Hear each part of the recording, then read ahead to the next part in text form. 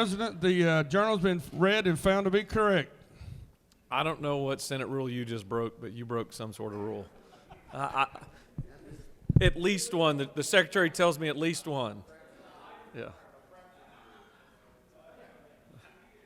And once again, the rules chairman continues to have an engaging presentation each and every morning. Is there objection to dispensing with the reading of the journal? The chair hears none, and the reading of the journal is dispensed with. Is there objection to the confirmation of the journal? The chair hears none, and the journal is confirmed.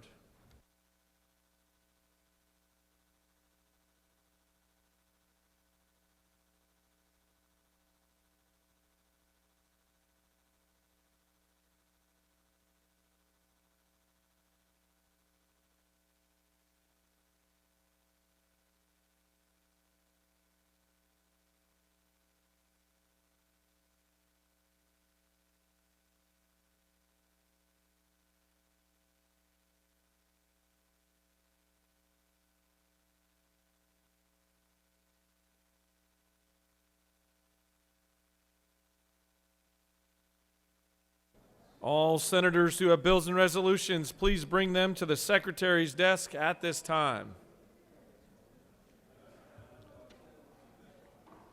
Mr. Secretary, first reading and reference of Senate bills and resolutions, please.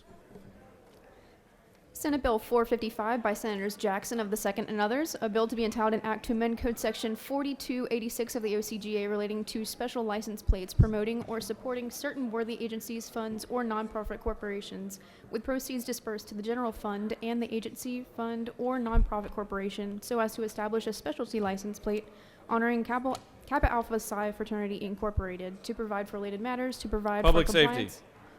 Senate Bill 456 by Senators Thompson of the 14th and others, a bill to be entitled an act to amend Title 31 of the OCGA relating to health so as to provide requirements Health relating and to Human Services. Senate Bill 457 by Senators Burns of the 23rd and others, a bill to be entitled an act to amend an act providing for the consolidation of Richmond County and the City of Augusta. Slow go. Senate Bill 458 by Senators Burns of the 23rd and others, a bill to be entitled an act to amend an act regulating public instruction for the County of Richmond, approved August 23rd, 1872, as amended particularly by an act. Slow go. Senate Bill 459 by Senators Orrick of the 36th and others, a bill to be entitled an act to amend Title 20 of the OCGA relating to education so as to provide for the establishment of unified campus police Public forces. safety. Senate Bill 460 by Senators Orrick of the 36th and others, a bill to be entitled an act to amend Title 20 of the OCGA relating to education so as to provide that non-citizen students who have received a grant or deferred Higher action. education.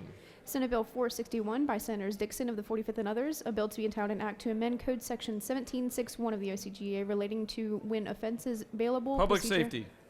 Senate Bill 462 by Senator Summers of the 13th, a bill to be entitled an act to amend an act reconstituting the Board of Education of Lee County, approved April 9th, 1993, as Slow amended. go. That completes the order, Mr. President. First reading and reference of House bills and resolutions, please. House Bill 752 by Representatives Cooper of the 43rd and others, a bill to be entitled an act to amend Title 37 of the OCGA relating to mental health so as to provide for psychiatric advance directive. Judiciary.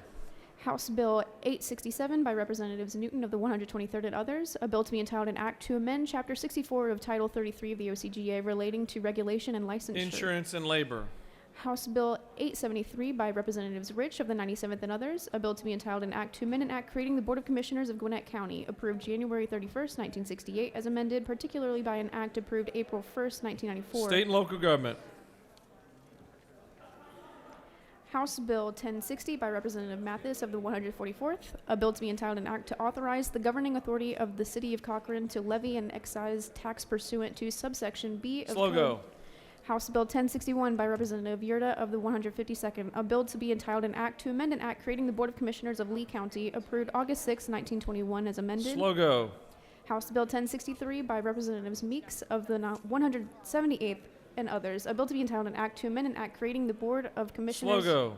House Bill 1066 by Representative Green of the 151st, a bill to be entitled an act to amend an act creating the Board of Commissioners of Stewart County, approved April 4th, 1996, as amended. Slow go. House Bill 1067 by Representative Green of the 151st, a bill to be entitled an act to amend an act relating to the Board of Education of Stewart County and approving for the Slow go. House Bill 1070 by Representatives Holmes of the 129th and others, a bill to be entitled an act to amend an act creating the Jones County Board of Education. Approved. Slow go. House Bill 1071 by Representatives Holmes of the 129th and others, a bill to be entitled an act to amend an act creating the Board of Commissioners of Jones County. Slow go. House Bill 1072 by Representative Deloach of the 167th, a bill to be entitled an act to amend an act creating the Board of Commissioners of McIntosh County, approved February Slow go. 26th. House Bill 1073 by Representative Stevens of the 164th and others, a bill to be entitled an act to amend an act providing for the election of members of the Board of Commissioners of Bryan Slow County. go. House Bill 1074 by Representative Stevens of the 164th and others, a bill to be entitled an act to amend an act providing for the election of the members of the Board of Education of Bryan County. Slow go.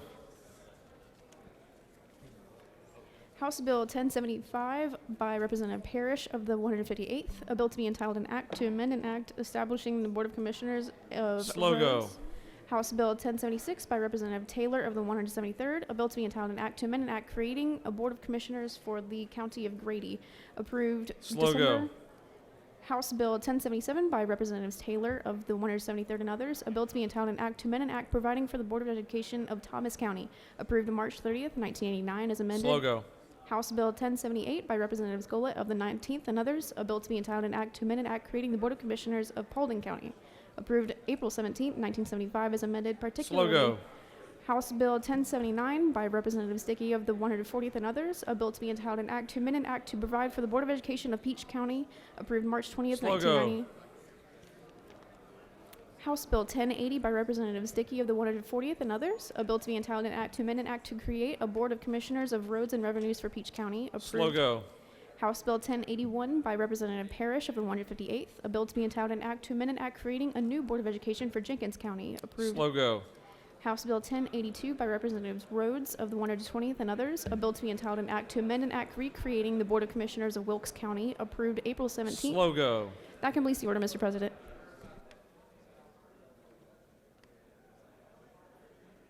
Mr. Secretary, can you please read reports of standing committees, please? Mr. President, the Senate Committee on Agriculture and Consumer Affairs has had under consideration the following legislation and has instructed me to report the same back to the Senate with the following recommendation. Senate Bill 396 do pass. Respectfully submitted, Senator Walker of the 20th District Chairman. Mr. President, the Senate Committee on Public Safety has had under consideration the following legislation and has instructed me to report the same back to the Senate with the following recommendation. Senate Bill 404 do pass. Respectfully submitted, Senator John Albers of the 56th District Chairman. Mr. President, the Senate Committee on State and Local Government Operations has had under consideration the following legislation and has instructed me to report the same back to the Senate with the following recommendation. House Bill 985 do pass. House Bill 986 do pass. House Bill 988 do pass. House Bill 989 do pass. House Bill 990 do pass. House Bill 1006 do pass. House Bill 1007 do pass. House Bill 1018 do pass. House Bill 1019 do pass. House Bill 1036 do pass. Senate Bill 409 do pass. Senate Bill 410 do pass. Senate Bill 414 do pass. Senate Bill 415 do pass. Senate Bill 416 do pass. Senate Bill 417 do pass. Senate Bill 418 do pass. Senate Bill 423 do pass. Senate Bill 424 do pass. Senate Bill 425 do pass. Senate Bill 426 do pass. Senate Bill 427 do pass. Senate Bill 428 do pass. Senate Bill 429 do pass. Senate Bill 422 do pass. Senate Bill 446 do pass. Senate Bill 447 do pass. House Bill 981 do pass. House Bill 982 do pass. Respectfully submitted, Senator Anderson of the 24th District Chairman.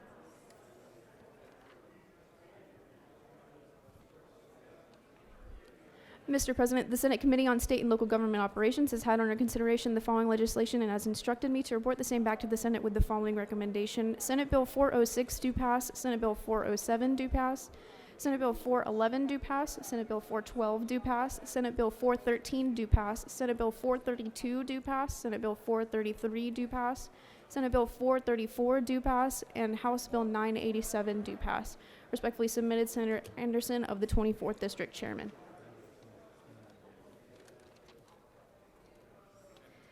Mr. President, the Senate Committee on State and Local Government Operations General has had under consideration the following legislation and has instructed me to report the same back to the Senate with the following recommendation. House Bill 841 do pass by substitute. Respectfully submitted, Senator Anderson of the 24th District, Chairman. That completes the order, Mr. President. Mr. Secretary, can you please read bills and resolutions for the second time?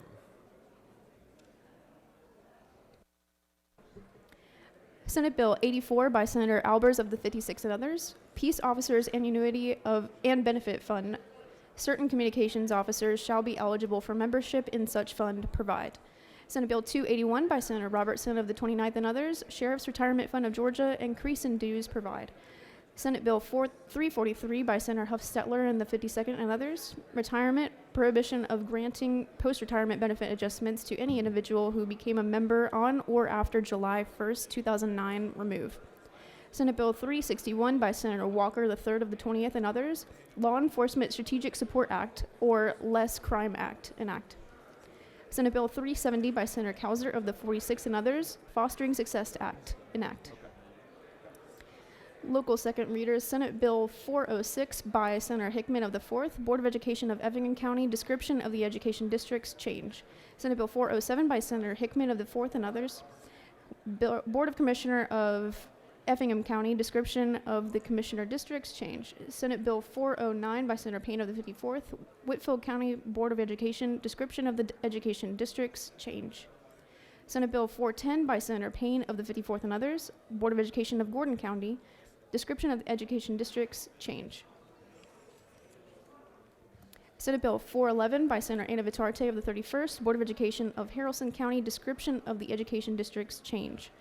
Senate Bill 412 by Senator Anna Vitarte of the 31st, Polk County districts for the election of members of the Board of Commissioners, revise. Senate Bill 413 by Senator Anna Vitarte of the 31st, Board of Education of Polk County, new district boundaries, provide. Senate Bill 414 by Senator Tillery of the 19th, Board of Commissioners of Long County, description of the commissioner districts, change. Senate Bill 415 by Senator Tillery of the 19th, Board of Education of Long County, description of the education districts, change. Senate Bill 416 by Senator Tillery of the 19th, Board of Commissioners of Telfair County, districts for the election of members of the Board of Commissioners, revise. Senate Bill 417 by Senator Harper of the 7th, Board of Education of Berrien County, description of the districts from which members of such board are elected, change. Senate Bill 418 by Senator Harper of the 7th, Board of Commissioners of Roads and Revenues of Berrien County, new commissioner districts, provide. Senate Bill 422 by Senator Goodman of the 8th, Governing Authority of Lowndes County, description of the commissioner districts, change. Senate Bill 423 by Senator Goodman of the 8th, Board of Education of Lowndes County, description of the educational districts, change. Senate Bill 424 by Senator Goodman of the 8th, Board of Commissioners of Brooks County, description of the commissioner districts, change. Senate Bill 425 by Senator Goodman of the 8th, Board of Education of Lanier County, education districts for the election of members of the Board of Education, revise. Senate Bill 426 by Senator Goodman of the 8th, Board of Commissioners of Lanier County, districts for the election of the members of the Board of Commissioners, revise. Senate Bill 427 by Senator Goodman of the 8th, Board of Education for Clinch County, description of education districts, change. Senate Bill 428 by Senator Goodman of the 8th, Board of Commissioners for Clinch County, description of the commissioner districts, change. Senate Bill 429 by Senator Goodman of the 8th, Board of Education of Brooks County, description of the education districts, change. Senate Bill 432 by Senator Burns of the 23rd, Board of Commissioners for Scriven County, election of members to revise the districts of the education, election of members, provide. Senate Bill 433 by Senator Burns of the 23rd, Board of Education of Scriven County, districts for the election of members of the Board of Education, revise. Senate Bill 434 by Senator Burns of the 23rd, Board of Commissioners of Warren County, description of the commissioner districts, change. Senate Bill 446 by Senator Burns of the 23rd, Board of Education of Warren County, description of the education districts, change. Senate Bill 447 by Senator Burns of the 23rd, Board of Commissioners of Glasscock County, add 2 members to the board. House Bill 981 by Representative Anderson of the 10th and others, Cornelia, City of Redevelopment Powers Law, provide for referendum. House Bill 982 by Representative Green of the 151st, Calhoun County, Board of Education, provide new district boundaries. House Bill 985 by Representative Williams of the 168th and others, Liberty County, Board of Commissioners, change description of districts. House Bill 986 by Representative Collins of the 68th and others, Carroll County, Board of Education, change description of districts. House Bill 987 by Representative Buckner of the 137th and others, Meriwether County Board of Education revised per diem allowance of members. House Bill 988 by Representative Gullett of the 19th and others, Paulding County ad valorem tax provide homestead exemption.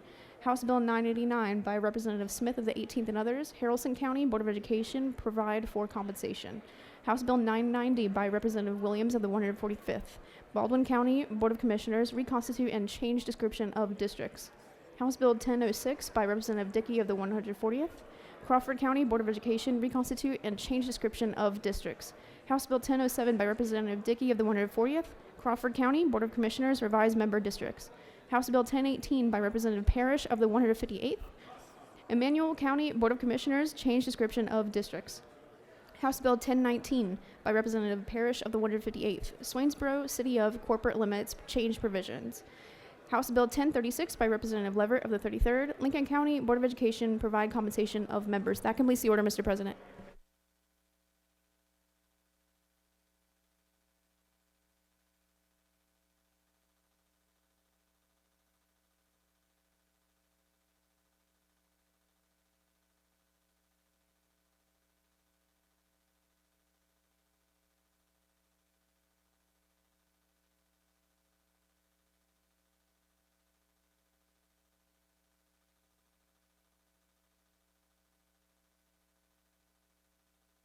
For what purposes the senator from the 10th rise? Mr. President, I request permission to waive the rules to have the first reading of 4 local bills, redistricting bills. Mr. Secretary, can you please read the caption of all 4 bills? Senate Bill number 463 by Senator Jones of the 10th and others, a bill to be entitled an act to amend an act providing for the election of the members of the Board of Education of Henry County and for other purposes. Senate Bill 464 by Senator Jones of the 10th and others, a bill to be entitled an act to amend an act providing for the new Board of Commissioners of Henry County and for other purposes. Senate Bill 465 by Senator Jones of the 10th and others, a bill to be entitled an act to amend an act establishing the form of government of DeKalb County and for other purposes.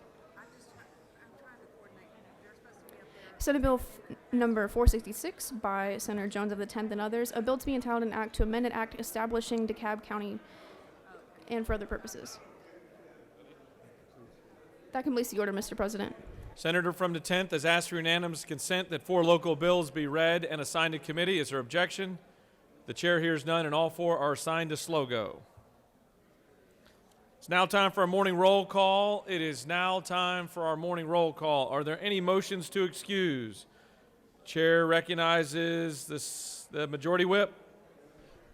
Good morning, Mr. President. I'd like to ask for unanimous consent to excuse the senators from the 3rd and the 21st and the 14th. Without objection, the senators from the 3rd, 21st, and 14th are excused. Are there any additional motions to excuse? Senator from the 33rd. Chair recognizes the senator from the 33rd. Thank you, Mr. President. Good morning. Good morning, thank you. Appreciate that time. Chair recognizes the majority leader. Thank you, Mr. President. I ask unanimous consent to excuse the senator from Rome. Without objection, the senator from Rome is excused. Any additional motions to excuse? The secretary will call the roll of senators. Signify your presence by voting the yea switch. The secretary will unlock the machine.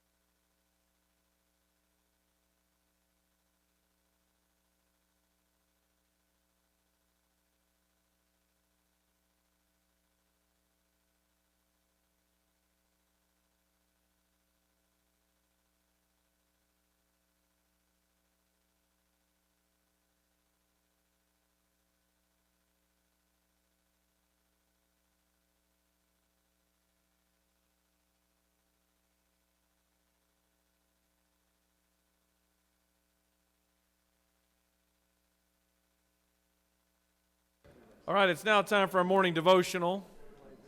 Would ask that all senators please take your seats and cease all audible conversations. Ask our awesome doorkeepers to secure the chamber at this time.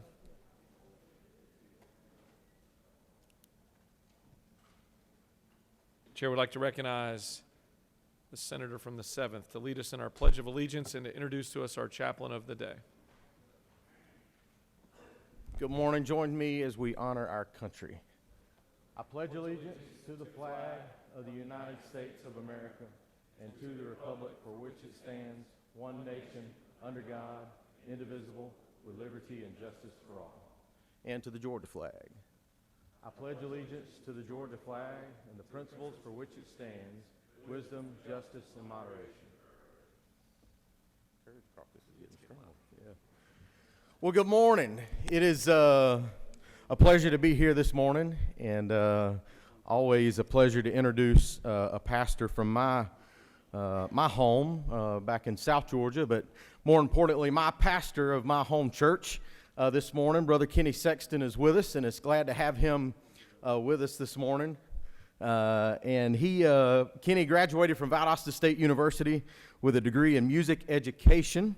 After attending Valdosta State, he became the band director of my alma mater at Irwin County High School, and he was there for 2 years before leaving to attend the Southern Baptist Theological Seminary in Louisville, Kentucky, where he received a master's degree in church music. I don't know exactly what a master's degree in church music is, but I'm sure the senator from the 53rd can show us later on and give us a good explanation of what that might be. I'll say this, apparently while he was in Kentucky, he must have got swayed from his ways when it comes to the SEC and become a Kentucky fan. So I'm working on him a little bit because especially since our Bulldogs won the national title, I'm trying to get him converted to another SEC championship team. But anyway, he proceeded using his talents upon graduating from seminary by serving in churches in Kentucky, Alabama, and Arkansas, of all places. And which, Brother Kenny, I'll be honest with you, before I read this, I didn't know that you had served in so many places. And honestly, I didn't know that pastors and Elizabeth Taylor could have so much in common. You know, you changed states and churches about as much as she changed husbands.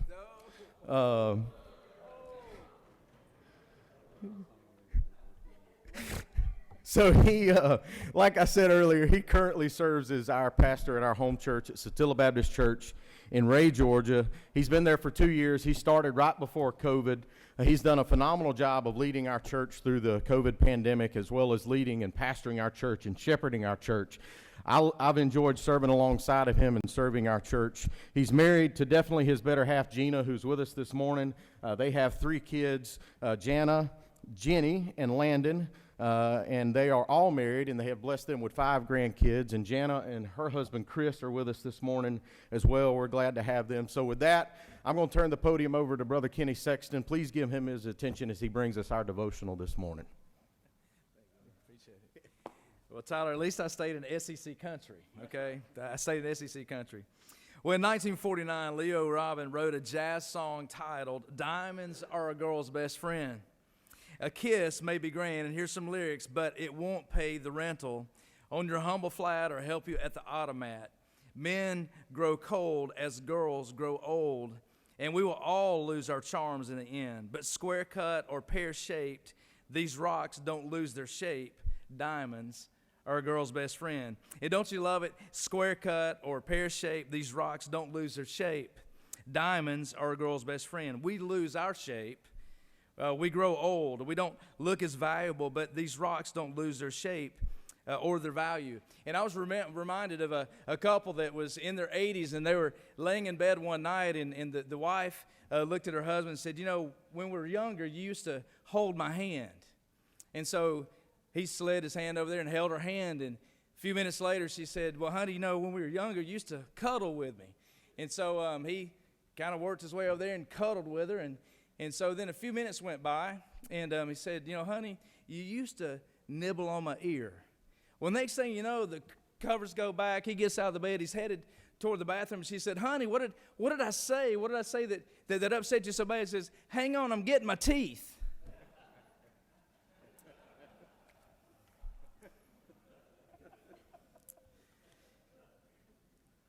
We may not look as good as we age, but we can still have fun. When you look into the 4 C's of a diamond, you'll find cut, clarity, color, and carat. The carat has an effect on price. Why? Because the carat is determined by weight. So I looked up the definition of weight, and it gave the following: to attach worth or value to something. The carat gives the diamond value and worth. Carl Jones wrote in Diamonds, he said, a popular advertisement has it that a diamond is forever, and against the backdrop of a woman lovingly embracing a man. Diamonds have always been associated with love as much as they are associated with wealth. Give a woman a ring, and it proves that you really do love her. Carl gives 4 reasons for giving diamonds. 1, to symbolize love. Number 2, they are romantic. Number 3, they last forever. And number 4, they hold memories. I think I agree with Carl. But in the Gospel of Matthew, in chapter 6, we find a part of the greatest sermon that Jesus preached called the Sermon on the Mount. Jesus had been teaching on kingdom living. I can imagine the crowds of the people clinging to every word of this new teaching. His teaching was different. As we look at Matthew 6, verses 19 to 21, he says this: don't store up for yourselves treasures on earth where moth and rust destroy, and where thieves break in and steal, but store up for yourselves treasures in heaven where neither moth nor rust destroys, and where thieves don't break in and steal. For where your treasure is, there your heart will be also. Jesus was given a teaching about storing up things in this life that will be destroyed, things in this life that will pass away. Jesus tells us in verse 19, don't store up for yourselves treasures on earth. Jesus was sharing with the disciples and those who were sitting on the hillside what really matters. The word used for store up can be to hoard. Now, if you're like me, I don't want to associate my life with about being a hoarder, and we know what that looks like. I've seen the show, and to be honest with you, that show's hard to watch. But however, the word in this text means to keep safe that which is of great value. We need to hoard the right things mentioned in verse 20. But store up for yourself treasures in heaven where neither moth nor rust destroys, and where thieves cannot break in and steal. What do we need to store up, or what do we need to hoard in this life? How about love? How about joy? How about peace, patience, kindness, goodness, faithfulness, gentleness, and self-control? Those are great qualities for us to store up because they're called the fruit of the Spirit. As I mentioned, the carat earlier, it gives the value or worth to the diamond, and treasures in heaven have value. They have eternal value. So let us store up love for God and love for people. Let us pass along to our kids and grandkids and great-grandkids things of eternal value. The gospel of Jesus Christ, making disciples who make disciples. Jesus closes verse 21 in that you will find your heart in what you value most. In 2020, my mother and my mother-in-law both passed away 3 months apart. Even though we dearly miss them and their legacy does live on, they left behind memories in jewelry and diamonds. I've witnessed joy and tears in my daughter's eyes when they were given jewelry from their grandmothers. They realized the love, the value, and the memories each piece carry. But more than jewelry or the diamonds, they left behind something even greater, something with more value. They both lived lives where they stored up treasures in heaven. They gave us love, their love for God and love for people. They loved people and they loved their family. They gave us the gospel, the good news of Jesus and how to follow him. They gave us eternal diamonds because they gave us the diamond of their heart. Because when we searched their heart, we found their treasure. The things that mattered most in this life to them was Jesus and family and others. They gave us memories of them, and the best memory was that they had a personal relationship with Christ, and that one day in eternity we'll get to see them again. The carat of the diamond weight is valuable because it has attached itself to something of value or worth. I want to leave you with 2 questions today. What do you value? Number 2, what will be your legacy? Be reminded of this statement. When your life is over, people will see what you treasure most. Father, in this room, there's leaders with people, their families in this state. I pray for wisdom and guidance today as they meet. In your name I pray. Amen. No, you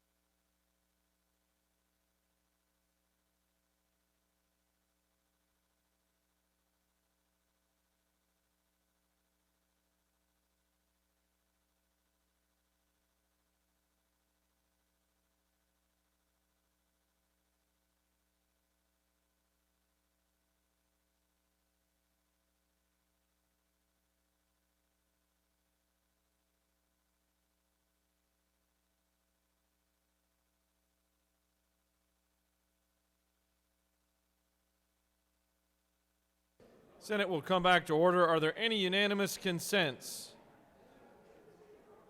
The chair sees none. Does any senator wish to rise on a point of personal privilege? Chair recognizes the senator from the 16th for a point of personal privilege.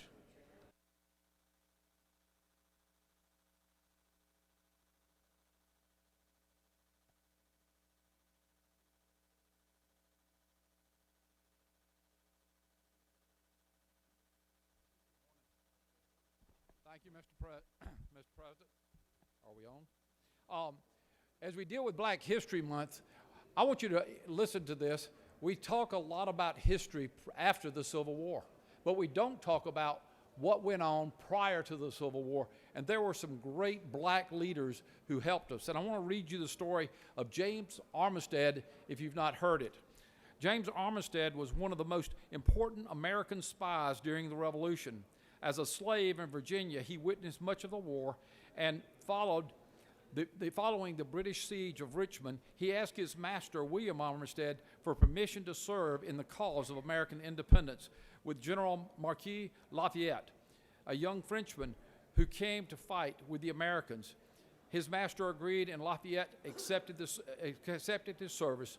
Lafayette dispatched Armistead to the camp of a Patriot turncoat named Benedict Arnold. This is part of the Benedict Arnold that we know of. Then the British general proposed that he was an escaped slave looking for work. Arnold accepted Armistead and allowed him to work in the camp, thus placing him around the other British generals, including British Commander-in-Chief Lord Cornwallis. Armistead obtained much of the vital information about British troops and troop movement, which he daily sent to General Lafayette. Ironically, Lord Cornwallis so trusted Armistead that he asked him to become a British spy to watch the Americans. Armistead agreed and thus became a double spy, feeding accurate information to the Americans and inaccurate information to the British. Upon learning that the British fleet was moving Cornwallis and his troops to Yorktown, Armistead quickly relayed that information to Lafayette and Washington, who gathered the American forces at Yorktown. After the British troops had landed and the British fleet had unsuspectingly departed from the Chesapeake Bay, the Americans engaged the British while the French fleet blocked the bay to keep the British Navy from returning. The Battle of Yorktown ensued, and the British, without their Navy to provide them reinforcements or supply, and with no way to retreat off the peninsula on which they were trapped, they finally surrendered. Armistead's crucial information had helped bring a victorious ending to the American Revolution. Following the war, Armistead returned to slavery on his master's plantation. 3 years later, in 1784, General Lafayette returned to America for a visit and met his friend Armistead. Lafayette penned a certificate to Virginia leaders praising the work and the important contribution that Armistead then petitioned the legislature for his freedom, which was granted on New Year's Day of 1787. In his later years, Armistead also received a retirement pension from the state for his military service. Following his emancipation, Armistead adopted the name Lafayette and therefore called himself James Lafayette. He remained in the state as a farmer. General Lafayette came to hate slavery both in America and Europe, and it is believed that it was his association with James Armistead that helped clarify his views on slavery, leading to him to begin a strong public crusade against that evil. In 1824, General Lafayette made his final visit to America. His tour across the nations was greeted with crowds and thousands of people in various cities. And when touring Richmond, the general recognized in the crowd his black comrade from 4 decades earlier, now an old man, and called him out by name and embraced him, the last time the two patriot friends were to meet.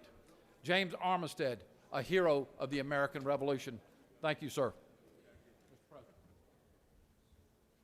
Chair recognizes the minority leader for a point of personal privilege.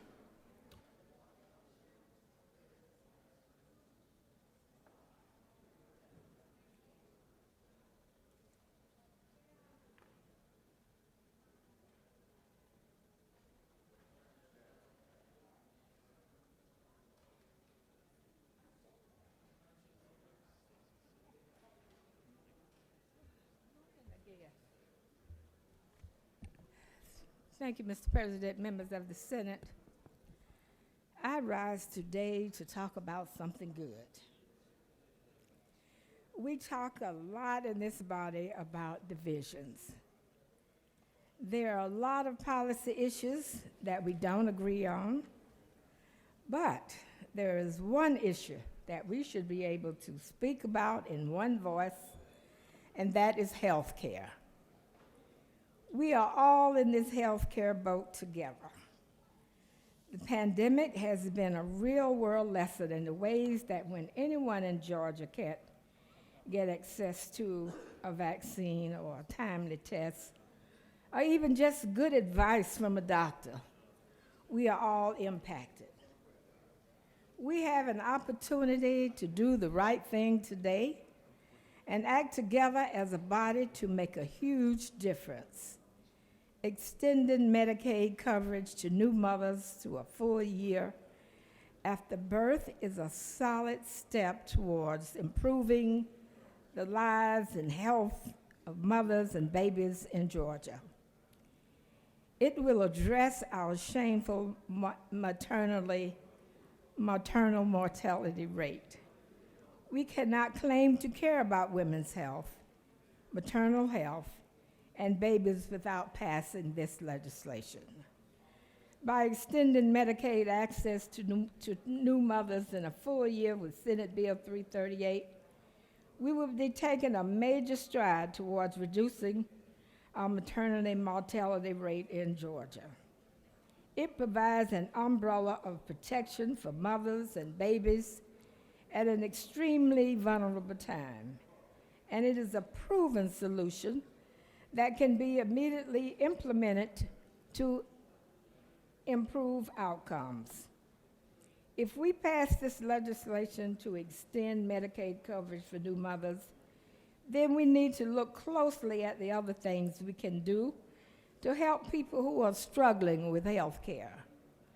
This expansion is crucial, but it's not enough.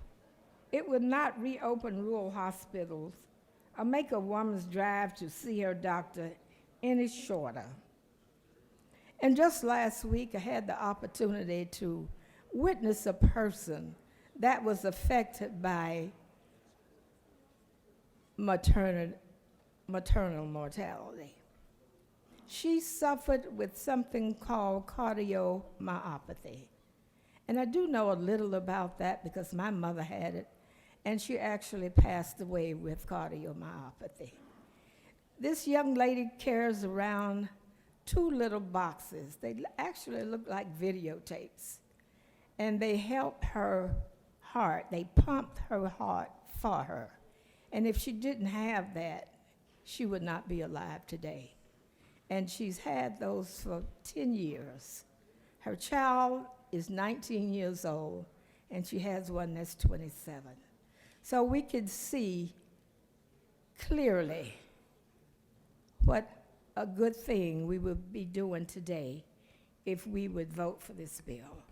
Senate Bill 338 demonstrates that we know Medicaid works. We are acknowledging it helps people, but we need to stop nibbling around the corners of this problem.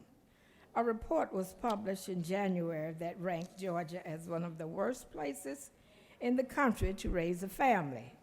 We don't want that. We want to be better than that. One of the biggest reasons that was given was poor access to health care. We can do this today, and then we can keep going and do more. We can expand Medicaid. We can improve family leave policies. We can strengthen our child care infrastructure. All of this would show that we are serious about helping families in Georgia. Senate Bill 338 will save lives. We can keep going and save thousands more lives. Thank you, Mr. President. I leave the well with the intent to vote for Senate Bill 338. Chair recognizes the senator from the 54th for a point of personal privilege.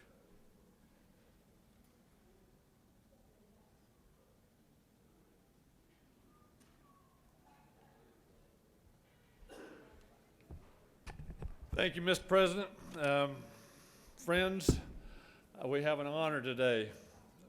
We have guests with us today that I'd like to bring honor to for pretty significant accomplishment. In 2021, the NAIA National Championship under Coach Ben Rickett and Athletic Director John Jowden, the young men of Dalton State's golf team brought home the national championship to Dalton, Georgia, and we are very proud of them.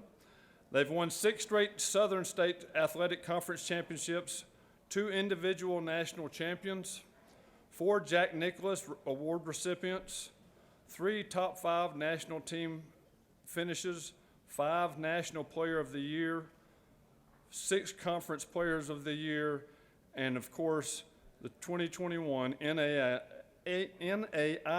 Coach of the Year, Coach Ben Rickett. And it's my honor, we have them here in the well today. If y'all would please stand up and let us recognize you.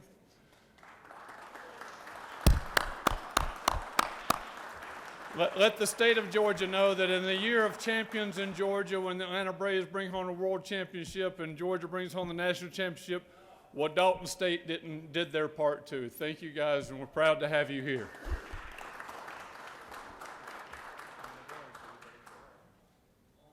All right, we're going to take a quick time out from our points of personal privilege and recognize some extremely special guests that we have with us in the chamber. And if I could have everyone's attention, and we stay in our seats. Mr. Secretary, can you please read the resolution?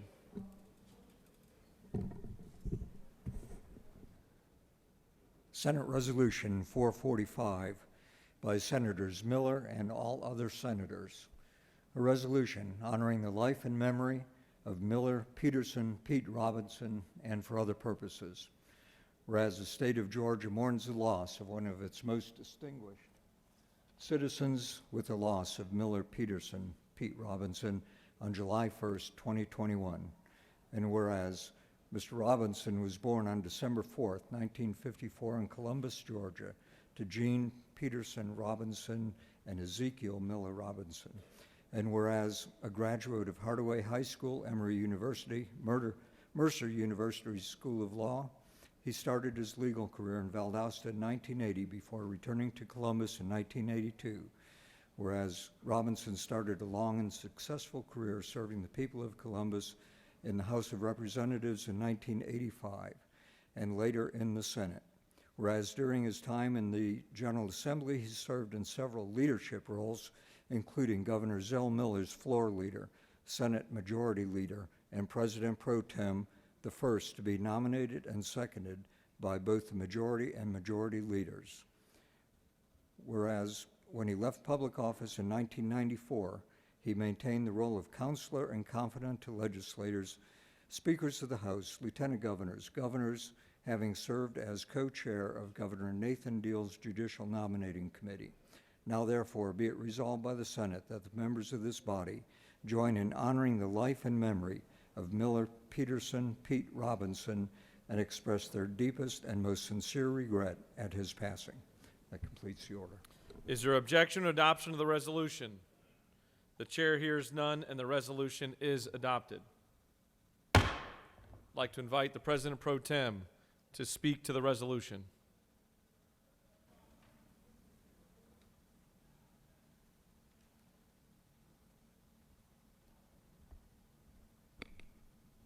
Thank you, Mr. President.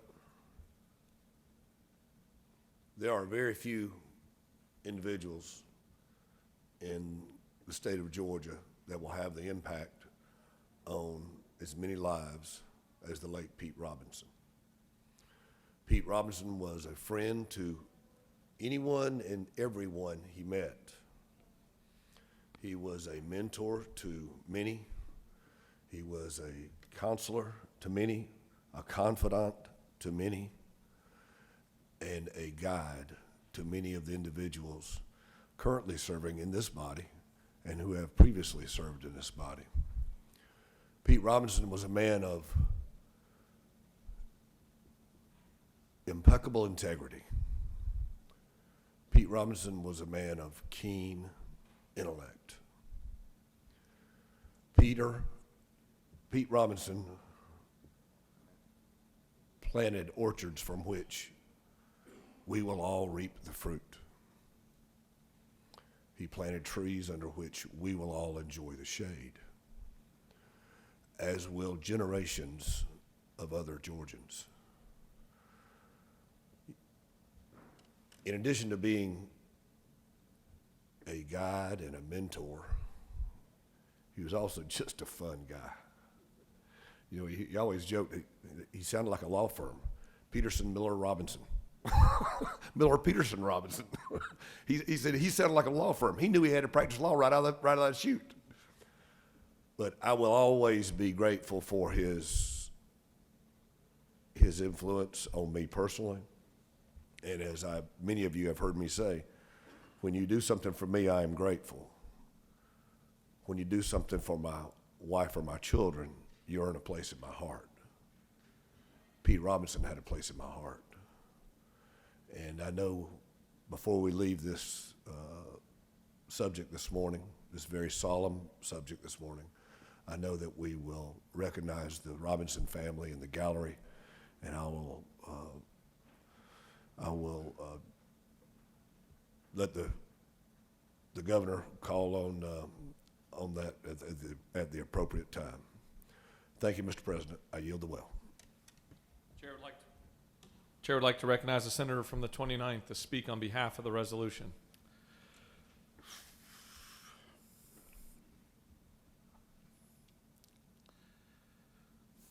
Four years ago, when I decided to run for or was considering running for the Georgia State Senate, I had a list of people I had to speak with first. At the top of the list was Pete Robinson. I called Pete. We had developed a good relationship because of Pete's grandfather being the chief jailer of Harris County long before I was born. And because of my law enforcement experience, Pete and I became quick friends the first time we met. And I knew what his resume was, and I knew what his bio read. So I knew for me to be successful, I would have to have the blessing of Pete Robinson. Pete and I met in Pine Mountain at Rose Cottage. I ordered my regular drink of black coffee, and Pete ordered a Mexican Coke. For some reason, Pete said the sugar in Mexican Coke was better than the sugar in American Coke.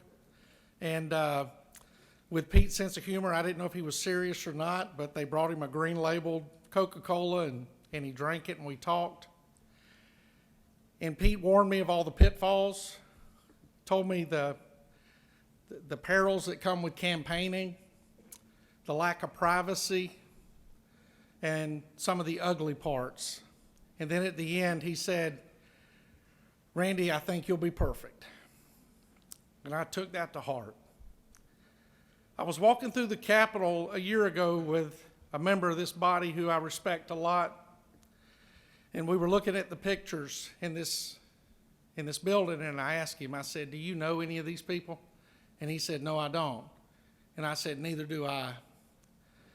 I said, there are two types of people that serve in this building. There are those who their goal is to have their picture hanging on a wall inside this building so that people will speak their name and know who they are for a long, long time. And then there are those who work in this building and they do not care that 100 years from now, nobody will know their name.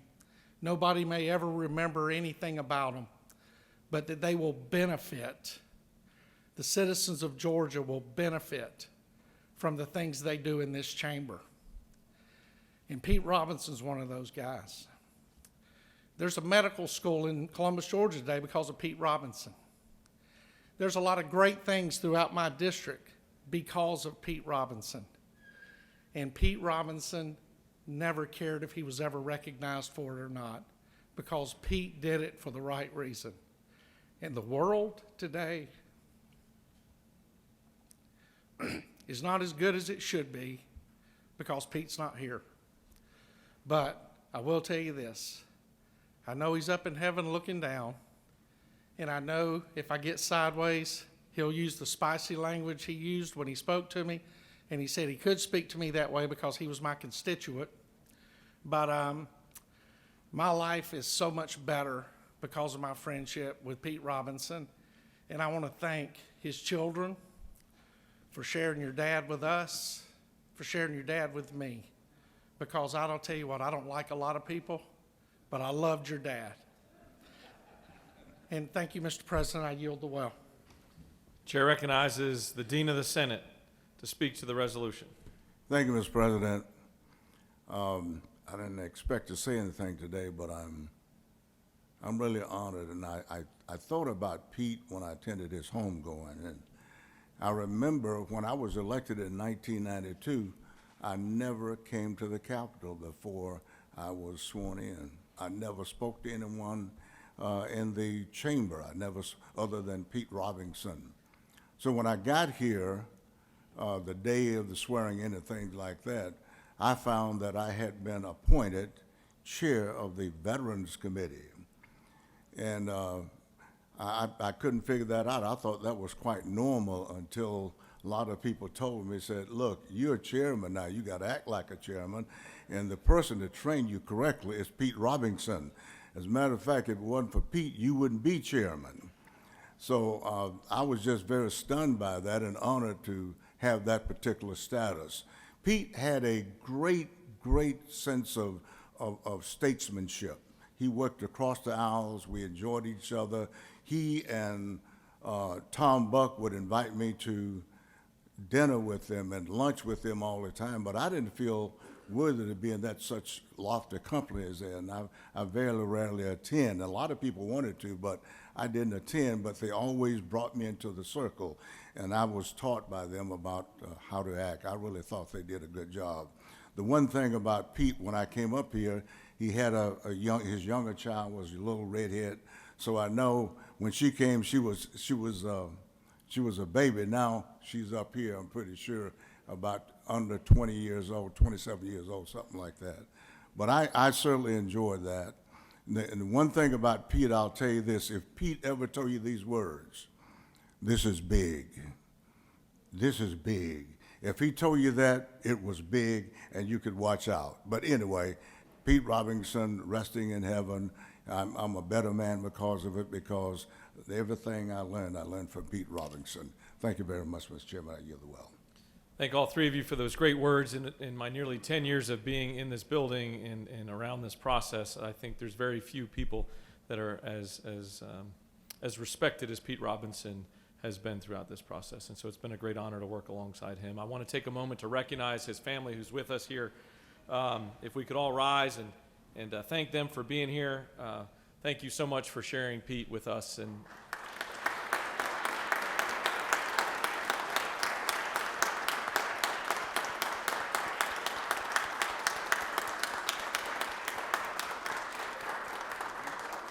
we are all better because of Pete Robinson.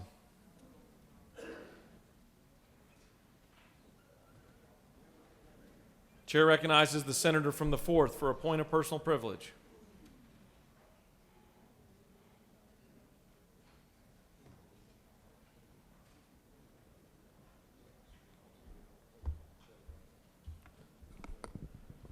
Wow, that was wonderful. Thank y'all. Mr. President, Senators, we have many times in this chamber recognized accomplishments of champion baseball teams, football teams, soccer teams, basketball teams, so forth and so on. Very seldom have I been in this Senate chamber that we recognize academic championships. I will now recognize one. In fact, it involves someone very close to Joanne and myself, our daughter in love, Rebecca Hickman, who is married to our son, Rhett. Last week, Metter High School senior Dylan Lee was named Star Student 2022 of Metter High School, and our daughter-in-love, Rebecca, was named Star Teacher. Rebecca teaches middle school science, 6th and 7th grade, 6th grade now. In fact, Dylan said that science was not her favorite class. It was math. As to why she chose Rebecca as her star teacher, Dylan replied, "I chose Ms. Hickman because she encourages and inspires her students to be the best version of themselves, and her impact goes far beyond the classroom. Personally, I saw a lot of myself in her, especially in her love for reading." Rebecca's star teacher has been a teacher for over 12 years at Metter Middle School, as I stated, teaching 6th and 7th grade. Rebecca said, "I wasn't a huge fan of school growing up.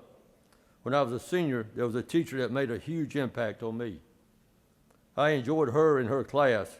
It led me to wonder what my school years would have been like if I had experienced more teachers or classes like that throughout my education. I decided to become a teacher in hopes I could help kids enjoy coming to school rather than hating it. If I could help just one student not hate school or look forward to it, then it would be all worth it. Being driven to make school a more exciting place to be, Rebecca took inspiration from her own school experiences into her teaching career. She says her favorite part of teaching is the bonds that she makes with the students along the way.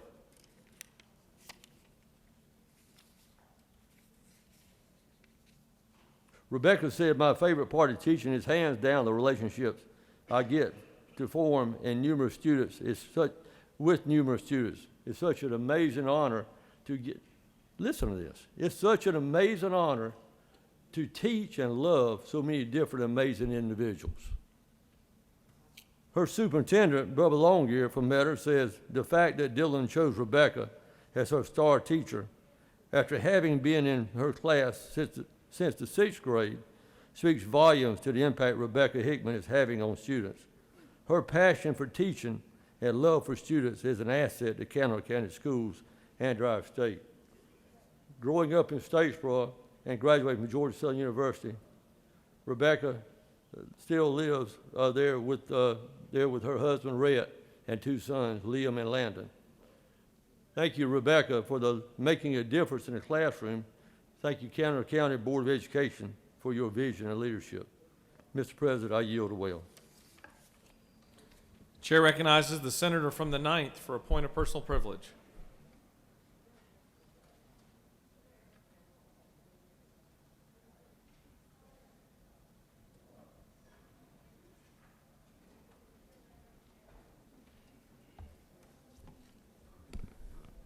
Good morning, members. I rise today to speak out and condemn the actions of Republicans in our Gwinnett County delegation when it comes to legislation that matters in impacting our county as a whole, our Board of Commission, our Board of Education. Gwinnett County, as all of you know, is the most diverse county in Georgia, I think in the U.S. And voters have elected one of the most diverse groups of local leaders to represent them at all levels of government in Gwinnett, including our Board of Commissioners and our Board of Education. Despite significant political changes taking place in our county over the last few years, Gwinnett's new leadership has continued to make Gwinnett a great place to work, live, and raise a family, while pursuing a number of new policies that take as a whole things that improve our county. I know these local leaders. I know they work hard to listen to stakeholders, I know I do, and residents on all sides of our political spectrum. And we try to do what's best for our county. Instead of choosing to work with these newly elected Democratic leaders for the good of all the county, including their own constituents, Republicans on the Gwinnett delegation have chosen to pursue a divisive path, disregarding and disrespecting the rules and the will of the Gwinnett delegation as a whole and the process that the Board of Commissioners and the Board of Education put in place to take input from, to produce and submit legally compliant redistricting maps for redistricting purposes. Throughout the weeks and months when we were gathering information on these maps, there was opportunity for public comments and amendments and input when it came to the Gwinnett redistricting process. Republicans chose not to engage then or offer any substantive input and are rather now disrupting our efforts to follow the process and pass these local maps for the Board of Education, which that one wasn't the issue, but the Board of Commissioners is the one that will come to this chamber that is an issue. And they're threatening to make these changes. The bill will be HB 873. It was introduced on the House side. It was not vetted by the public. We went through a process for HB 873. We went through our local delegation. We introduced a map that our public in Gwinnett had input on and agreed upon. Our Board of Commissioners held several town meetings to get that input. Once those maps for the Board of Commissioners was introduced here, the House side, House Republicans, decided to hijack that map in a backroom deal that weighted in favor of Republicans. And it weakens the power of voters of color in Gwinnett. They continue to pursue making these changes that would basically none of our electorate is asking for. The map was fair. The map was vetted. The map was passed by it went through our reapportionment office.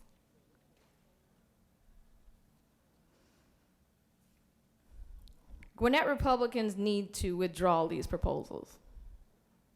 Withdraw the proposal for HB 873. We have a map that the people wanted. We are at a critical time where we are disrupting regular order and regular process. We're rejecting the norms that have normally happened with our local delegations in favor of partisanship and not listening to the people. And this is a dangerous precedent we're gonna set for our democracy if this is the path we're gonna continue to go on. So I ask Gwinnett Republicans to withdraw the map, HB 873, and work and listen to Gwinnett voters and work on behalf of the people. We need to respect local control and pass fair and transparent maps that were submitted by the voters. I yield the well. Chair recognizes the senator from the 27th for a point of personal privilege.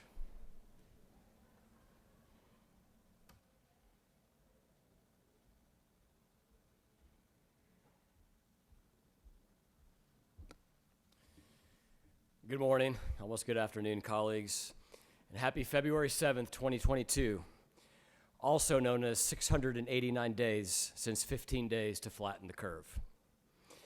In the early days of the COVID virus, we didn't know exactly what we were dealing with.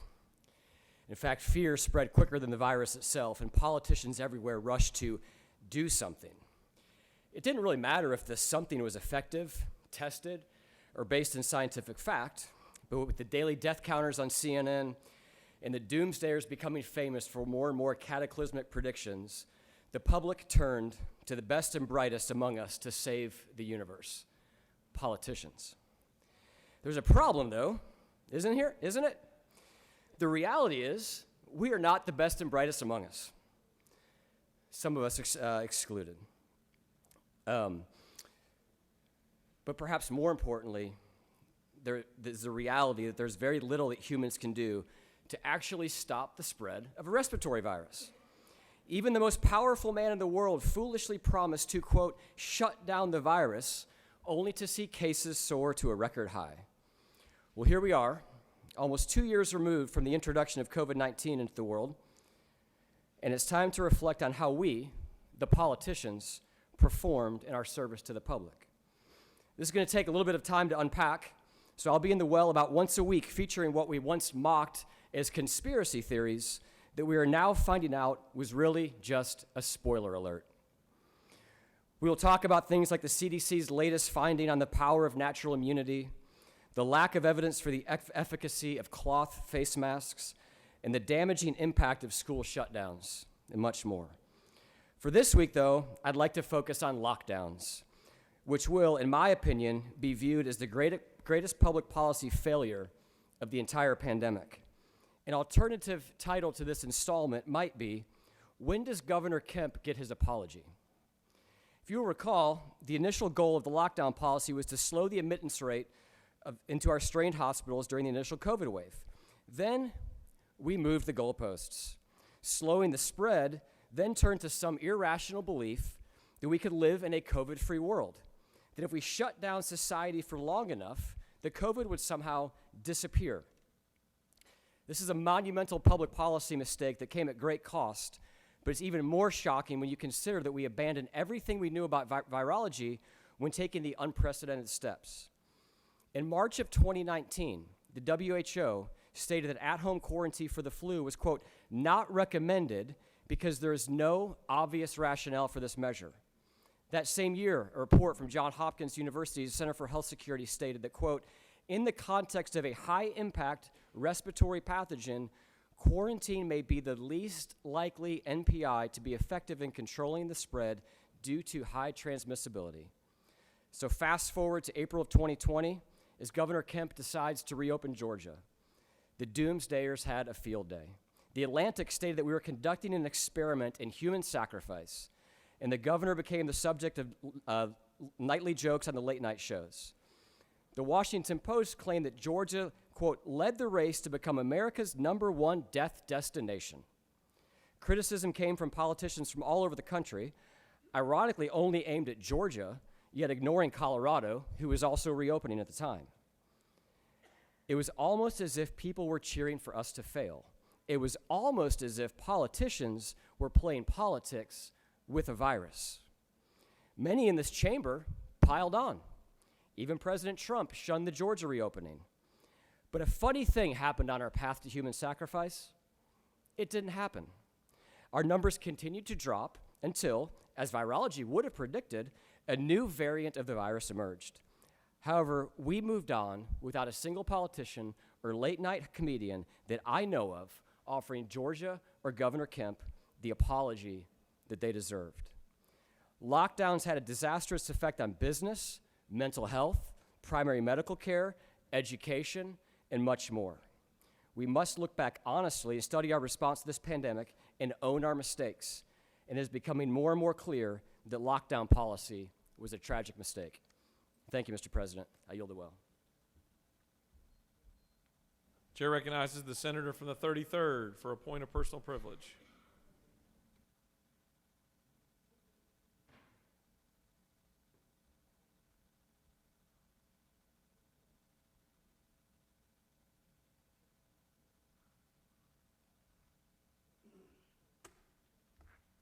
Thank you, Mr. President, my fellow senators, colleagues, friends, and y'all.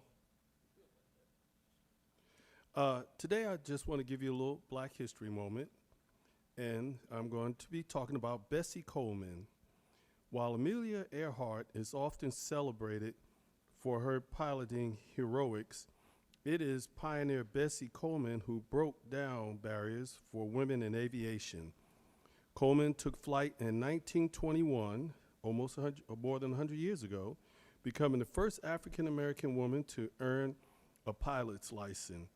She was inspired to take to the skies at age 27 after her brother, a World War I veteran, told her that women in France are far superior than women in the United States because they can fly an airplane.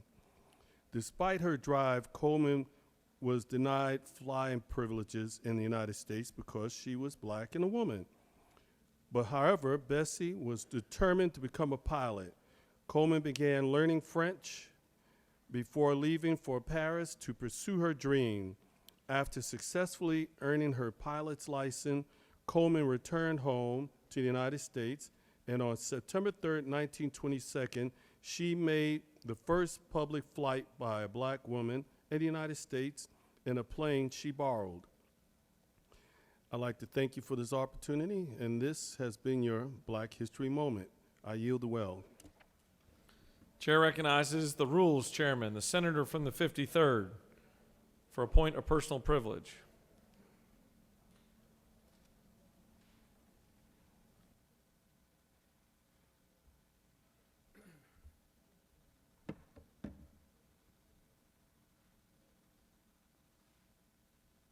Thank you, Mr. President.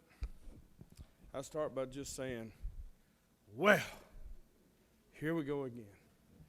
Now, I am the only Republican that's serving in this body that was in the minority during the redistricting of 2001. Now, the senator from the 9th, yeah, she made a lot of statements about things going on here. But let me tell you, it is nothing like it was when I was here in 2001. I mean, talk about being sanctimonious and how you're above all this and you would never deny that. Well, it was in a brutal way in 2001. I know that's old history, and we talked about it during redistricting special session, but I'm tired of hearing it now. I mean, my goodness, it is nothing like it was in 2001. The Democrats were terrible, and those that were here will secretly tell you that. It was not gentleman or ladylike. It was cutthroat, to be clear. In fact, I would suggest to you that the chairman in charge of the committee, and I'm not going to mention Tim Golden's name, who's a good friend of mine and ours, he talked about his situation with some of the leadership and how it nearly came to sparring activity. So don't give me that crap about how terrible we are to Democrats.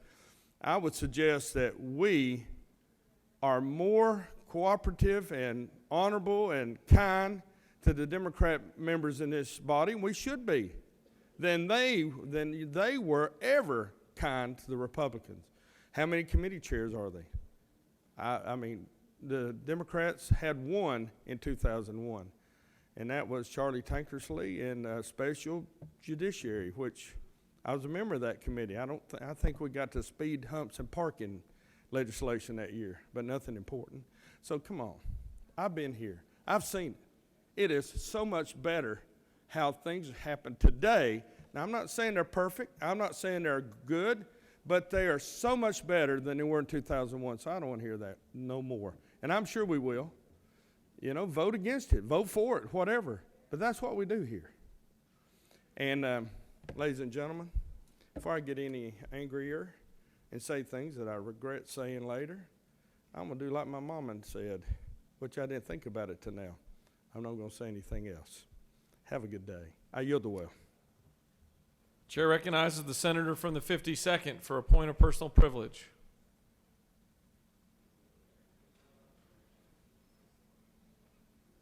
Senator from the 52nd.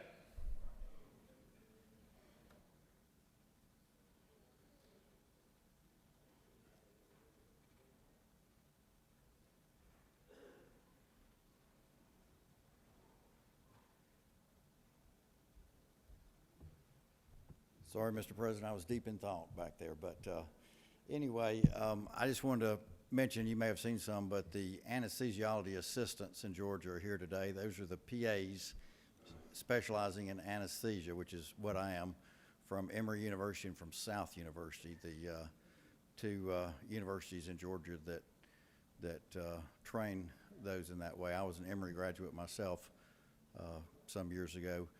And they're part of the anesthesia care team in Georgia. They do a great job, and just wanted to make sure you knew they were here, and I appreciate them coming to the Capitol and being with us. Thank you.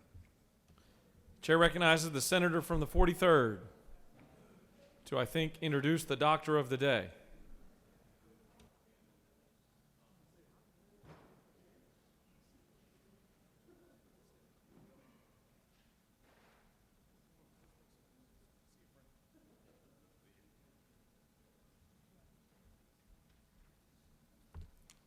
Thank you, Mr. President. Yes, I am here to introduce the doctor of the day, Dr. Carmen Eccles. She is a board-certified family medicine physician whose passion is educating patients and their families on preventive medicine and chronic disease management, such as hypertension, type 2 diabetes, and high cholesterol as a means toward generational health. Born in Foxworth, Mississippi, and raised in Oakland, California, she received her bachelor's degree in biology from Xavier University of Louisiana, HBCU. She earned her medical degree from Wayne State University and completed her residency and internship in family medicine at Georgia Health Services University in Augusta, Georgia. Dr. Eccles Additional special medical interests include adolescent medicine, women's health, and integrative medicine. She is also a member of the American Academy of Family Medicine and the Georgia Academy of Family Physicians. Dr. Eccles is a proud wife, mother, and dog owner who enjoys volunteering in her community, West African dance, trail walking, attending cultural events and festivals, and gourmet cooking. I introduce to you the Doctor of the Day, Dr. Carmen Eccles. Thank you, Mr. President. I yield the will.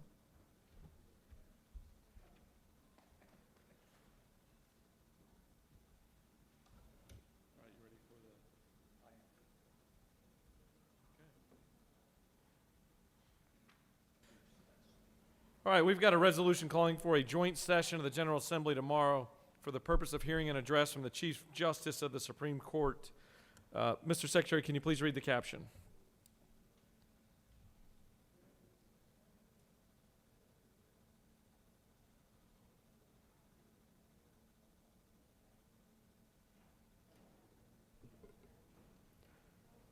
House Resolution number 705 by Representative Burns of the 159th and others. A resolution calling a joint session of the House of Representatives and the Senate for the purpose of hearing a message from the Chief Justice of the Supreme Court, inviting each other Justice of the Supreme Court and each Judge of the Court of Appeals to be present at the joint session and for other purposes. Be it resolved by the General Assembly of Georgia that the Honorable Chief Justice of the Supreme Court is hereby invited to address a joint session of the House of Representatives and the Senate at 11 a.m. Tuesday, February 8th, 2022, in the hall of the House of Representatives, and for other purposes. That completes the order, Mr. President. The chair recognizes the majority leader to speak to the resolution. Tell us all about the state of the judiciary. Thank you, Mr. President. The state of the judiciary is tomorrow. I suggest we all go. I yield the will. Does any other senator wish to give us additional pearls of wisdom, excitement? Would the senator from the 19th like to speak about the judiciary? Oh, he waves. He waves. Is there objection to adoption of the resolution? The chair hears none, and the resolution is adopted. That was the most exciting thing we've done all day. So as a reminder, the Senate will proceed to the House chamber at 10:45. We'll exit through the rear door and head our way over to the joint session. So as a reminder, the same as the State of the State address, we'll live stream it here for those members that want to stay in the chamber and watch it. Otherwise, there'll be we can all proceed over to the House. Masks are required in the House chambers. So if you're going to populate the House chamber, make sure that you've got a mask with you.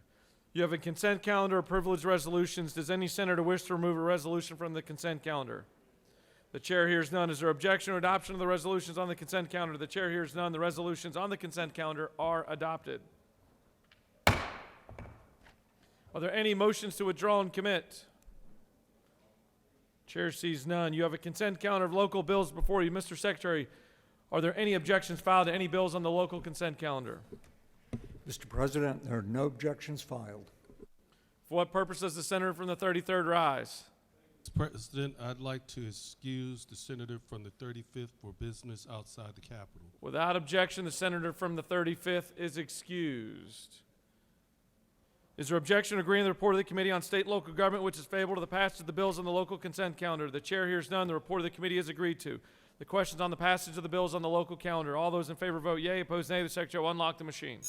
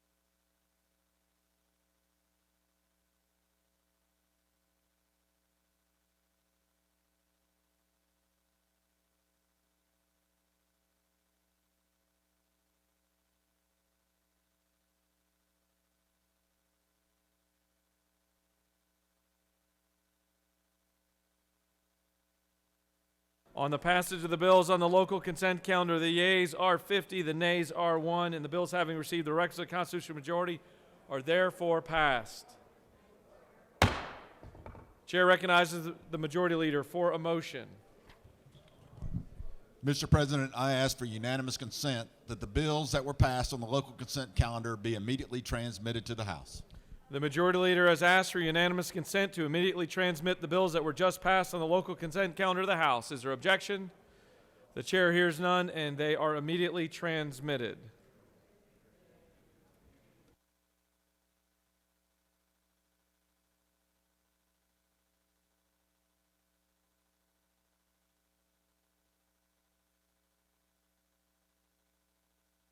We are now moving on to the rules calendar.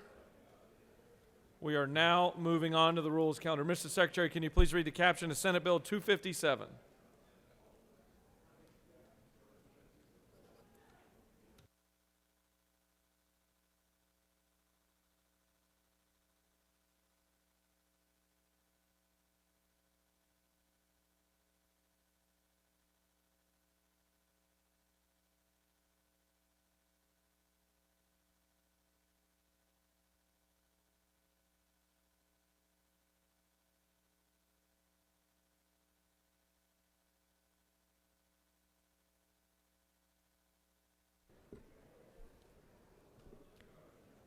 Senate Bill number 257 by Senator Anderson of the 43rd and others.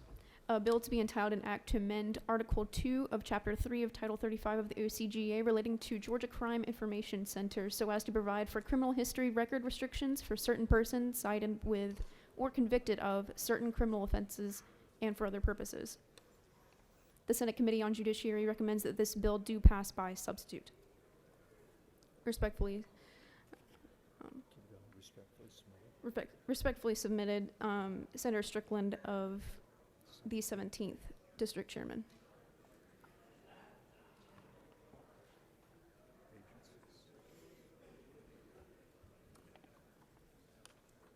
The Senate Judiciary offers the following substitute to Senate Bill 257, a bill to be entitled an act to amend Article 2 of Chapter 3 of Title 35 of the OCGA relating to Georgia Crime Information Center so as to provide for criminal history record information restrictions for certain persons cited with or convicted of certain criminal offenses, to provide that restricted criminal history record information shall be available to criminal justice agencies and for other purposes. That completes the order, Mr. President. Chair recognizes the senator from the 43rd to speak to Senate Bill 257.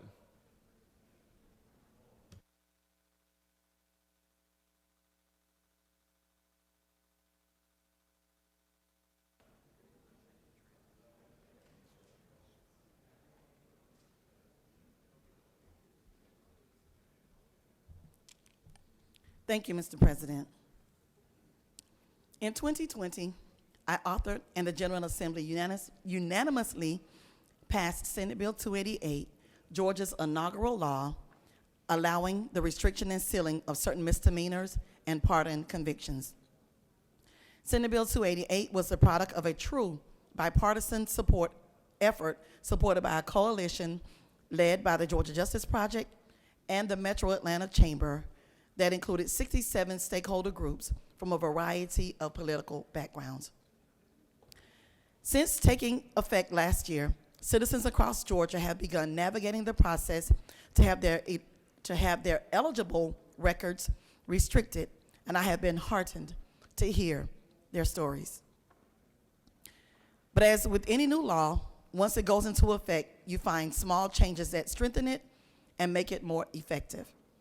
Senate Bill 257 provides a few minor cleanup provisions, clarifications, and minor expansions on the work that we did in 2020.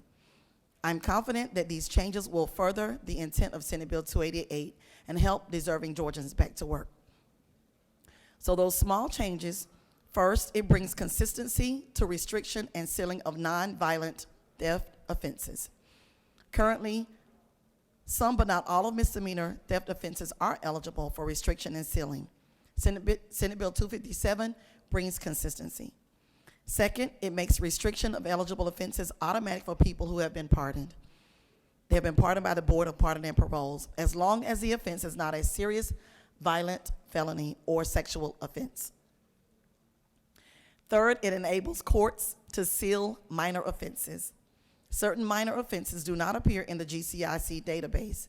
These offenses are already eligible for sealing under Senate Bill 288, but current law requires that a record restricted by GCIC before a court can seal the record. This creates a problem for eligible minor offenses that don't appear in GCIC in the first place. So Senate Bill 257 addresses that problem. It also provides a fix for human trafficking survivors. Currently, there is a 2-year wait before asking a court to restrict and seal their offense. Senate Bill 257 fixes that problem so that there's no waiting period to apply for trafficking survivors.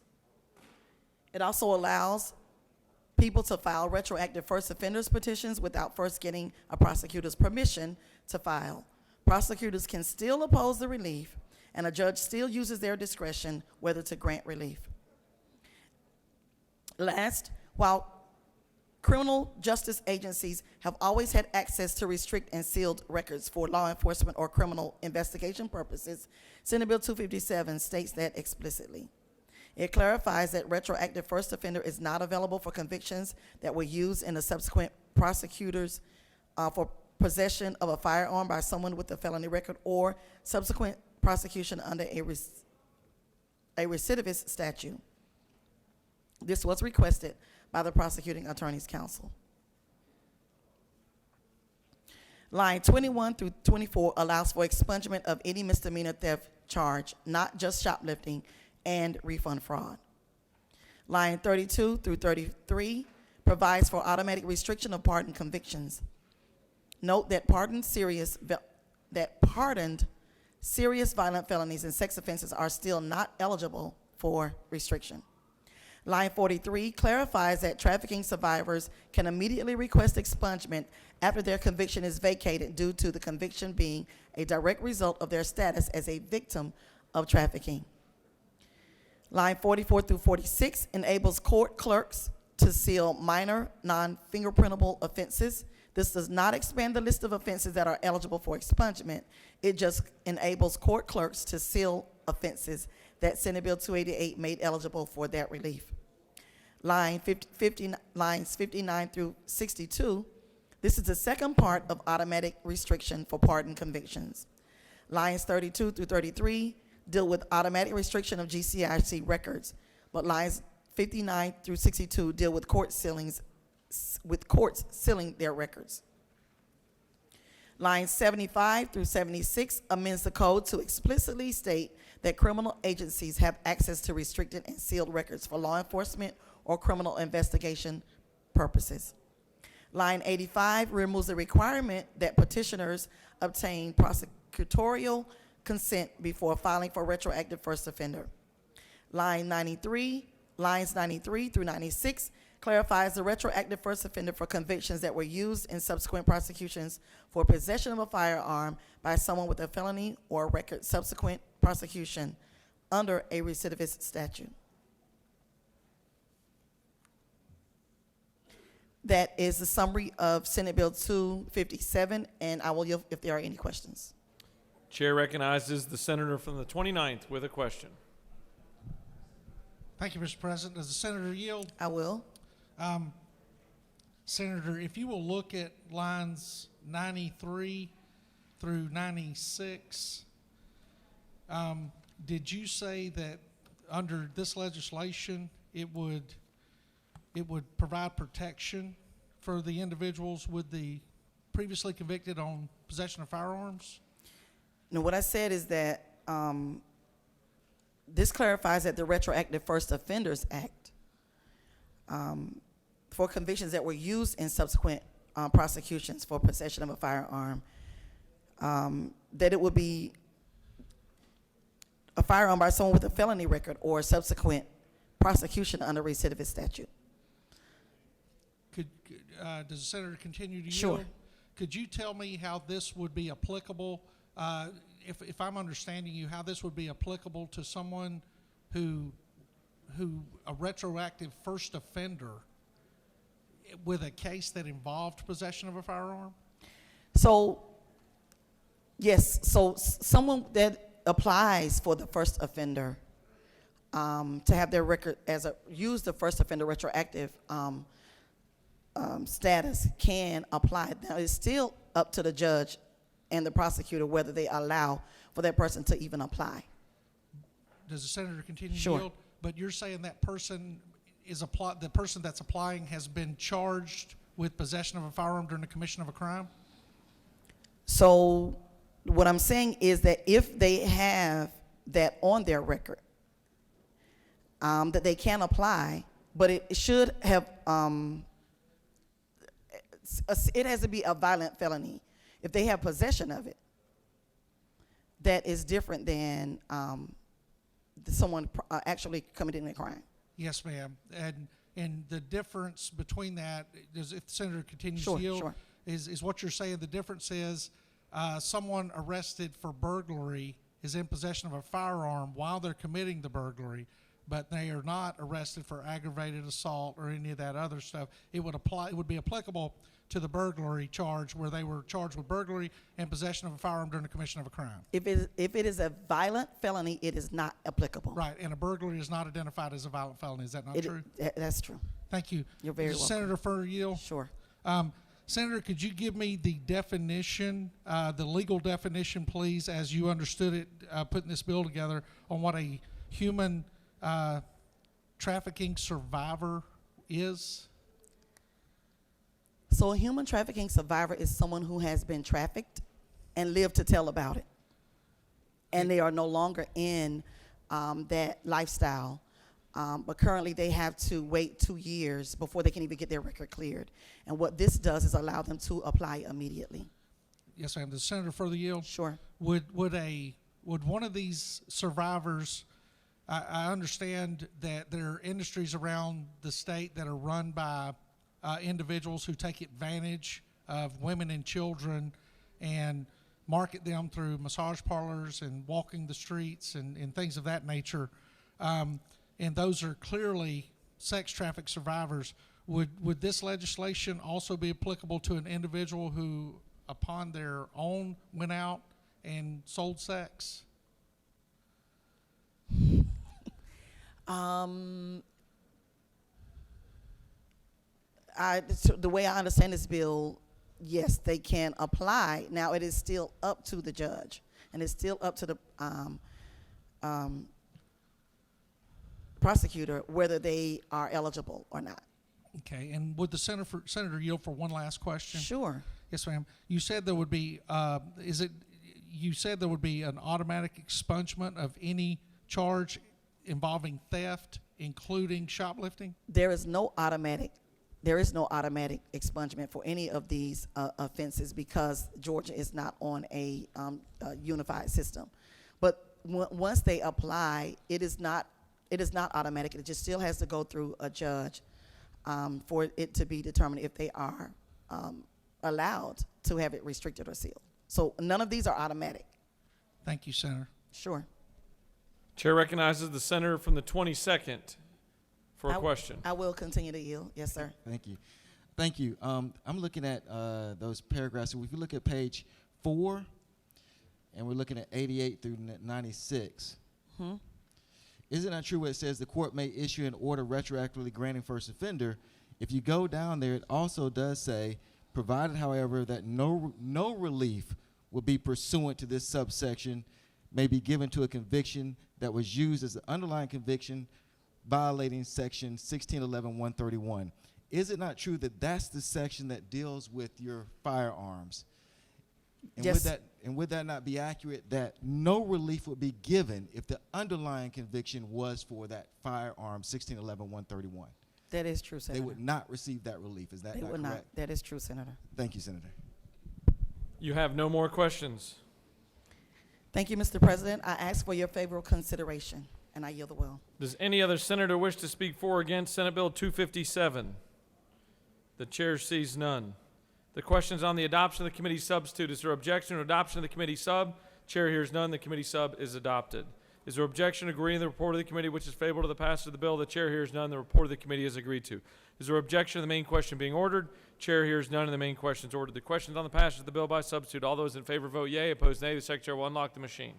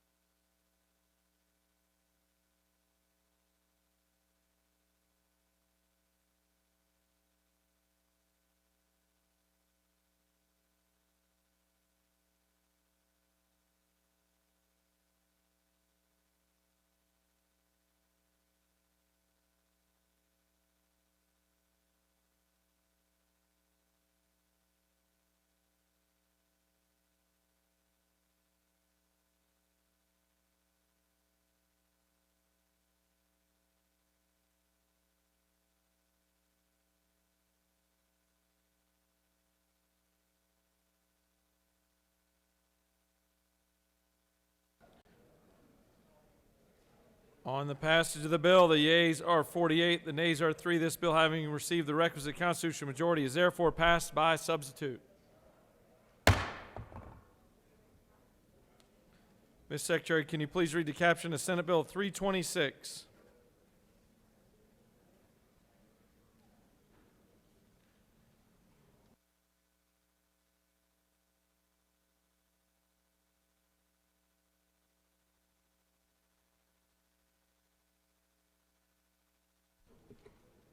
Senate Bill number 326 by Senators Anna Vitarte of the 31st and others, a bill to be entitled an act to amend Chapter 3 of Title 50 of the OCGA relating to state, flag, seal, and other symbols so as to provide for placement of a monument in honor of the Honorable Clarence Thomas within the Capitol building or grounds and for other purposes.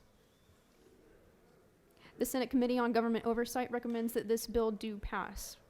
Respectfully submitted, Senator Harbin of the 16th District Chairman. Amendment number 1. Just read the whole thing. Amendment number 1. Senator Ork of the 36th District and others offers the following amendment. Amend Senate Bill 326 by inserting Ann Virginia Thomas after Thomas on line 3, by inserting Ann Virginia Jenny Lamp Thomas, his wife and helpmate, and essential partner in the success of Justice Thomas after Thomas on line 12. That completes the order, Mr. President.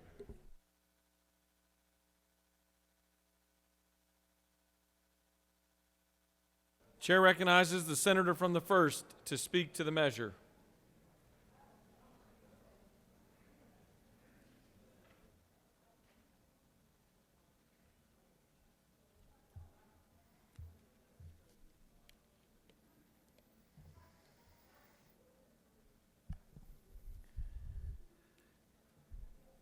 Thank you, Mr. President. I rise today to bring up something that's close and personal at home for me. I'm speaking of Senate Bill 326. As a senator from the 1st District, which includes Savannah and the surrounding areas, which specifically I live about 2 miles from Pinpoint, I'm proud to present this Senate bill. Legislation allowing a statue honoring United States Supreme Court Justice Clarence Thomas to be placed on the state capitol grounds. You know, I've known Justice Thomas's mother for about 30 years. And about 25 years ago, she was very instrumental, helpful, and very kind to my wife when she had surgery at Candler Hospital, where Clarence Thomas's mother works. Justice Thomas was born in Pinpoint, Georgia. His father left the family when he was 2, and a house fire later left Thomas, his mother, and siblings homeless. Clarence Thomas lived with his maternal grandparents in Savannah. His grandfather taught him the value of hard work and getting a good education. Despite the challenges, circumstances he was born into, Clarence Thomas went on to achieve greatness. He was the first of his family to attend college, and after a brief study in the seminary, he graduated cum laude from Holy Cross in 1971. He received his Juris Doctor, his J.D., from Yale Law School in 1974. In 1981, Clarence Thomas joined President Ronald Reagan's administration as Assistant Secretary for Civil Rights in the Department of Education, and before chairing the Equal Employment Opportunity Commission. In 1989, Thomas was nominated by President George Bush for a seat on the United States Court of Appeals for the District of Columbia. With the retirement of Supreme Court Justice Thurgood Marshall, the first African American on the court, Thomas was nominated as his replacement. After a confirmation hearing before the Senate Judiciary Committee, marred by some of the worst type of political gamesmanship, Judge Thomas persevered and was confirmed by bipartisan vote of the Democrat-controlled Senate. Justice Thomas has now served with distinction on the highest court in the land for over 30 years. Clarence Thomas has lived a life marked by tremendous achievement worth commemorating. This native son of Georgia deserves a place of honor and recognition on our Capitol grounds, a place where future generations of Georgians can learn valuable lessons from his legacy and gain inspiration on the belief that their lofty dreams are attainable too in America, regardless of the circumstances into which they are born. Senate Bill 326 is straightforward. It calls for a monument honoring Justice Thomas to be designed, procured, and placed by the Capital Arts Standards Commission, subject to approval by a monument committee composed of the members of this General Assembly. Funding will come from private sources with no public funds to be expended. With that, I ask for your favorable consideration. Mr. President, I'll be happy to yield to questions if there are any. Chair recognizes the Dean of the Senate to your right with a question. Thank you. Senator Yield. Certainly. Senator, normally I think in these circumstances, do we not have a clause on understanding that these statues are erected after someone has deceased?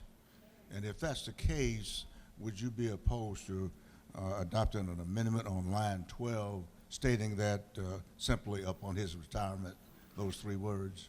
You know, it is our prerogative to do that at times. We have done that. We have done that in the past also. You know, I would not be receptive to that on this occasion because of the great stature that we're dealing with. Stature as in not a statue, but stature of the person. All right, Senator, thank you. Thank you. Do you continue to yield? Yes. Chair recognizes the senator from the 42nd with a question. Thank you, Mr. President. Will the gentleman yield? Yes. I just wanted to follow up a little bit more on the question from the senator from the 15th. The monuments or statues currently on Capitol grounds, can you tell us how many are were placed for individuals before they retired from the office for which they were honored? You know, he has served with great distinction, and I have not kept up with how many we have on the Capitol grounds. I know that others have been removed and placed with and without our permission. I believe this one stands on its own. Will you continue to yield for another Yes. question? Can you tell us how many were placed and approved during the lifetime of the individual honored? Would you repeat the question?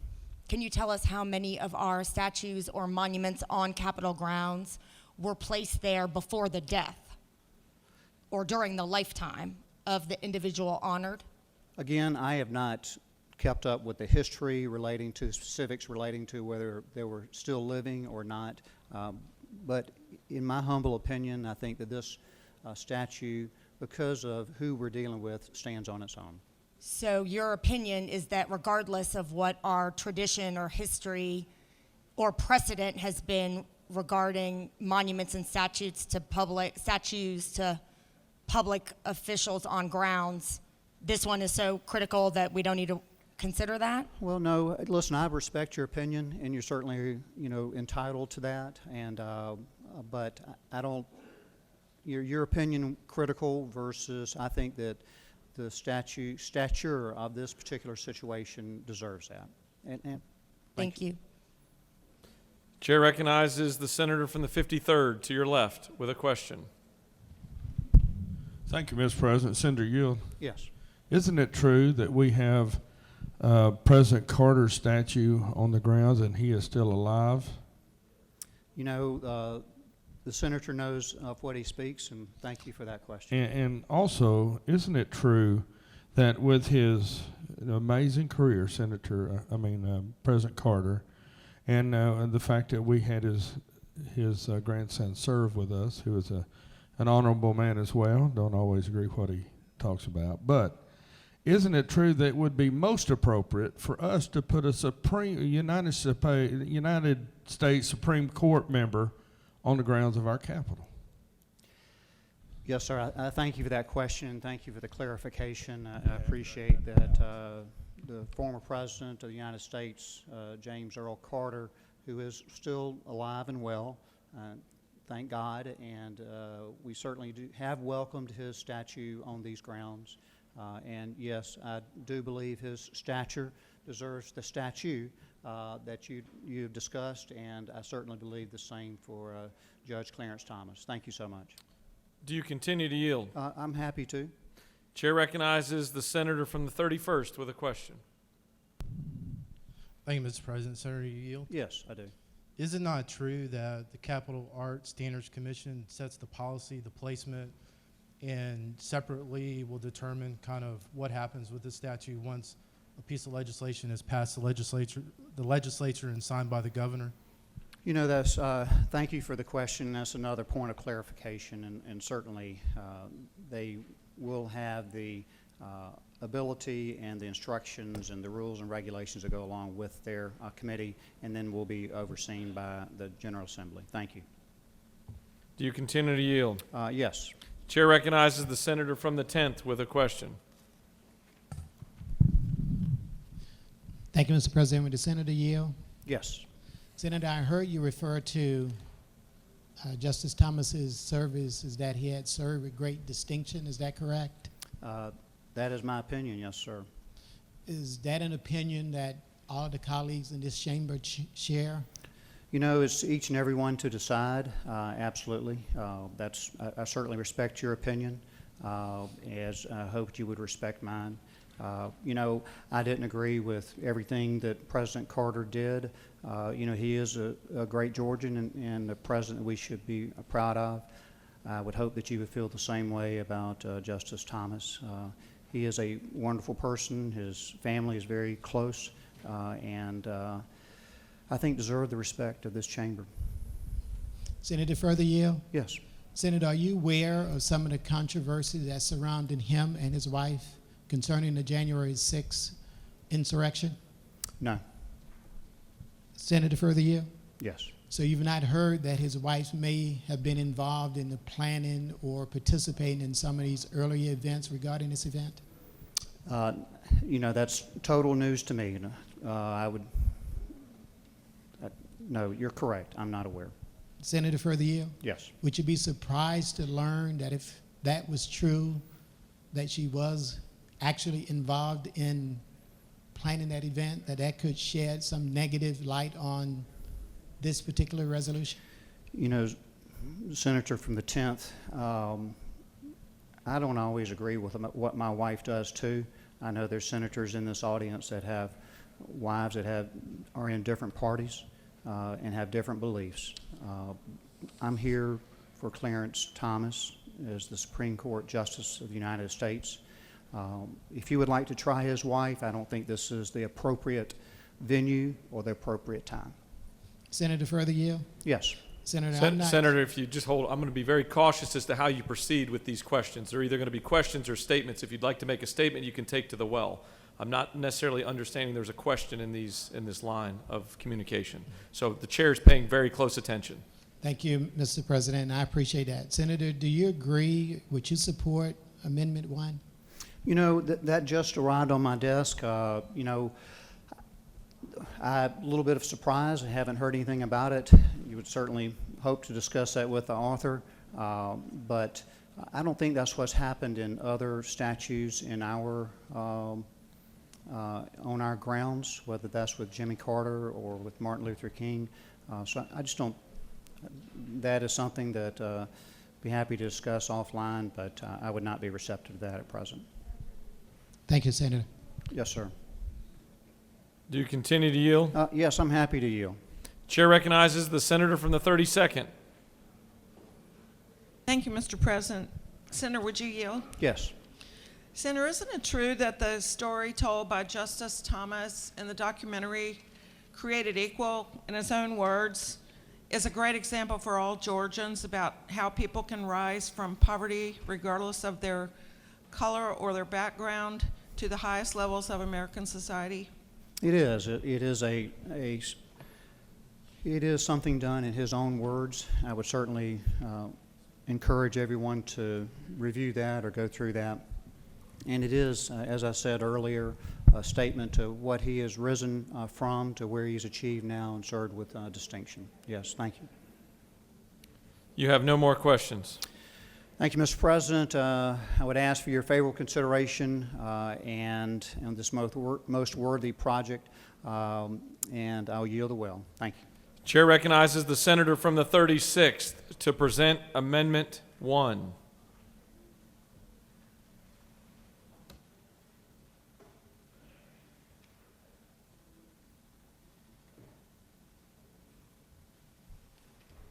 Thank you, Mr. President. Good morning, colleagues. I rise to present the floor amendment 1 to Senate Bill 326. This amendment is quite simple. It simply would call for the statute including Virginia Lamp Thomas, his wife and helpmate, an essential partner in the success of Justice Thomas. We've heard remarks today on the floor about her role. I would point out to you that there's plenty of, there's actually precedent for this.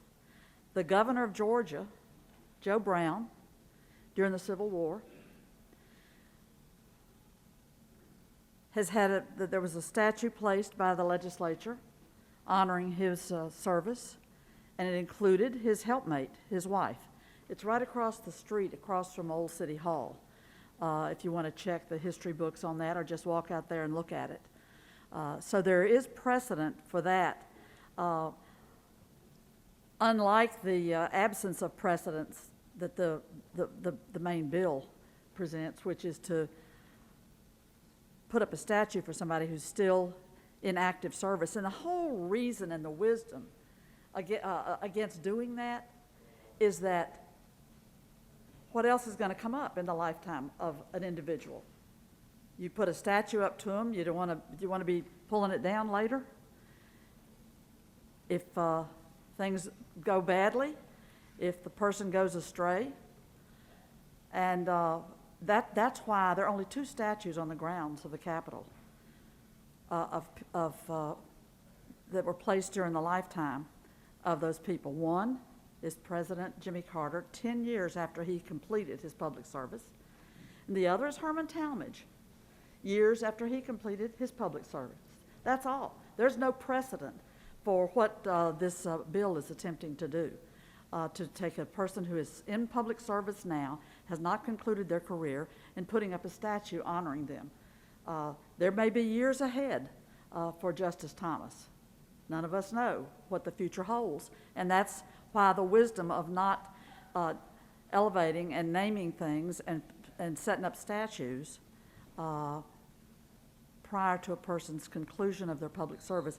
And it's, again, I don't know if we're trying to have a precedent-breaking session, but this would certainly break all precedents that I can think of. So I submit to you, if you want to put up that statue, include his wife along with it, as she plays such a full role and as is witnessed all across social media today, her very own emails and her own words of the things that she's been doing to augment her husband's service on the Supreme Court. So that is the amendment. I present it to you and ask for your wisdom and to cast a judicious vote on the amendment and on the full bill. Thank you. I yield the well. Senator has yielded the well. The chair recognizes the senator from the 2nd to speak to the measure.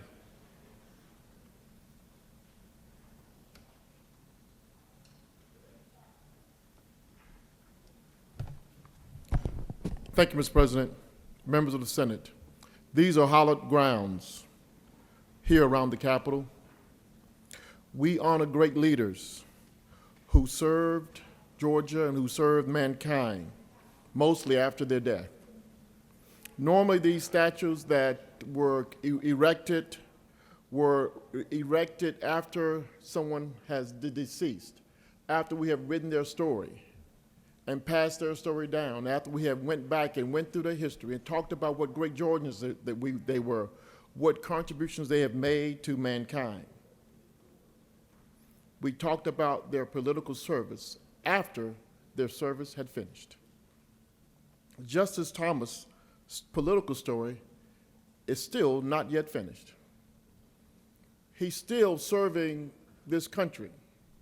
But let's just wait till after his story is finished, after his political service is finished, and then we go back and we talk about what kind of man he was to Georgia, what he meant to this country, and what he meant to this people.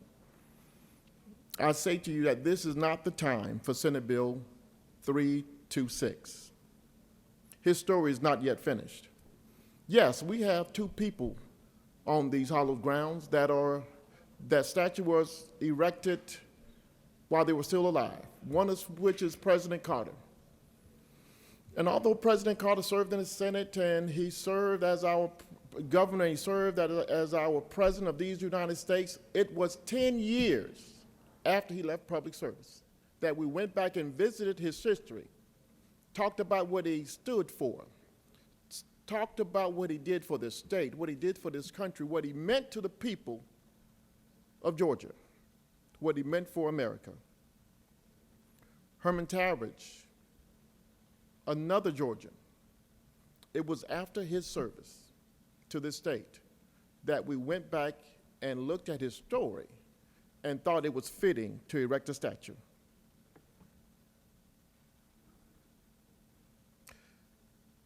If you're from the coast, you know of Justice Thomas. You know of his struggles. Young man from Penn Point, Georgia, how he came from little of nothing and rose to a Supreme Court justice. If you're from the east side of Savannah, like I was, he was educated in a school just a block from my home. In Savannah, everyone knows the name. St. Pius relished as one of the most accomplished men from St. Pius School, one of the most accomplished men from Savannah, Georgia.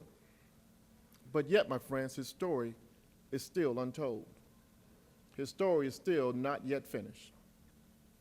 When we honor people around these grounds, let's honor not only Georgia, but let's honor their past and their full story. I believe that after his political career is finished, we can always go back and look at the story of this man and talk about what he meant to Georgia. And then after we find out that if it's fitting, after his political is over, after his political career is over, then we'll look at whether or not he should be on this hallowed grounds to stand with these other great Georgians. Mr. President, I yield the well.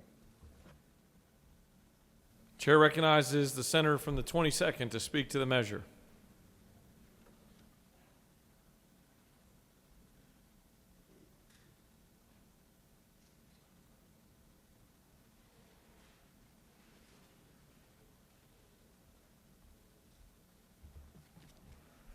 Mr. President, I rise in opposition to this bill, but I also want to kind of put some context to what my colleagues are speaking to when they say that it may be a little bit too early at this point in time. There are certain cases that are out there that may still come back, and I want to kind of go through different ones that may still actually come back that have already been ruled on. And it's very problematic to not only African-American residents of Georgia, but all, quite frankly, residents of Georgia. So I'd like to just go through a few of them, and I think these are what my colleagues are kind of touching on. One is the case of Flowers versus Mississippi, which dealt with Batson challenges. Batson challenges where basically you cannot say that a person can't sit on a jury because they're African American or even because they're white. You can't do that. Well, in this particular case, this defendant actually was tried 6 times. A couple of the times it was actually ended in a hung jury, but the other times it was basically found by Mississippi Supreme Court. Mississippi, mind you, actually found that the DA actually struck persons because of race. It went to the Supreme Court because finally on the last case, even the Mississippi court said we've had enough, and they basically upheld the conviction, but it went to the Supreme Court.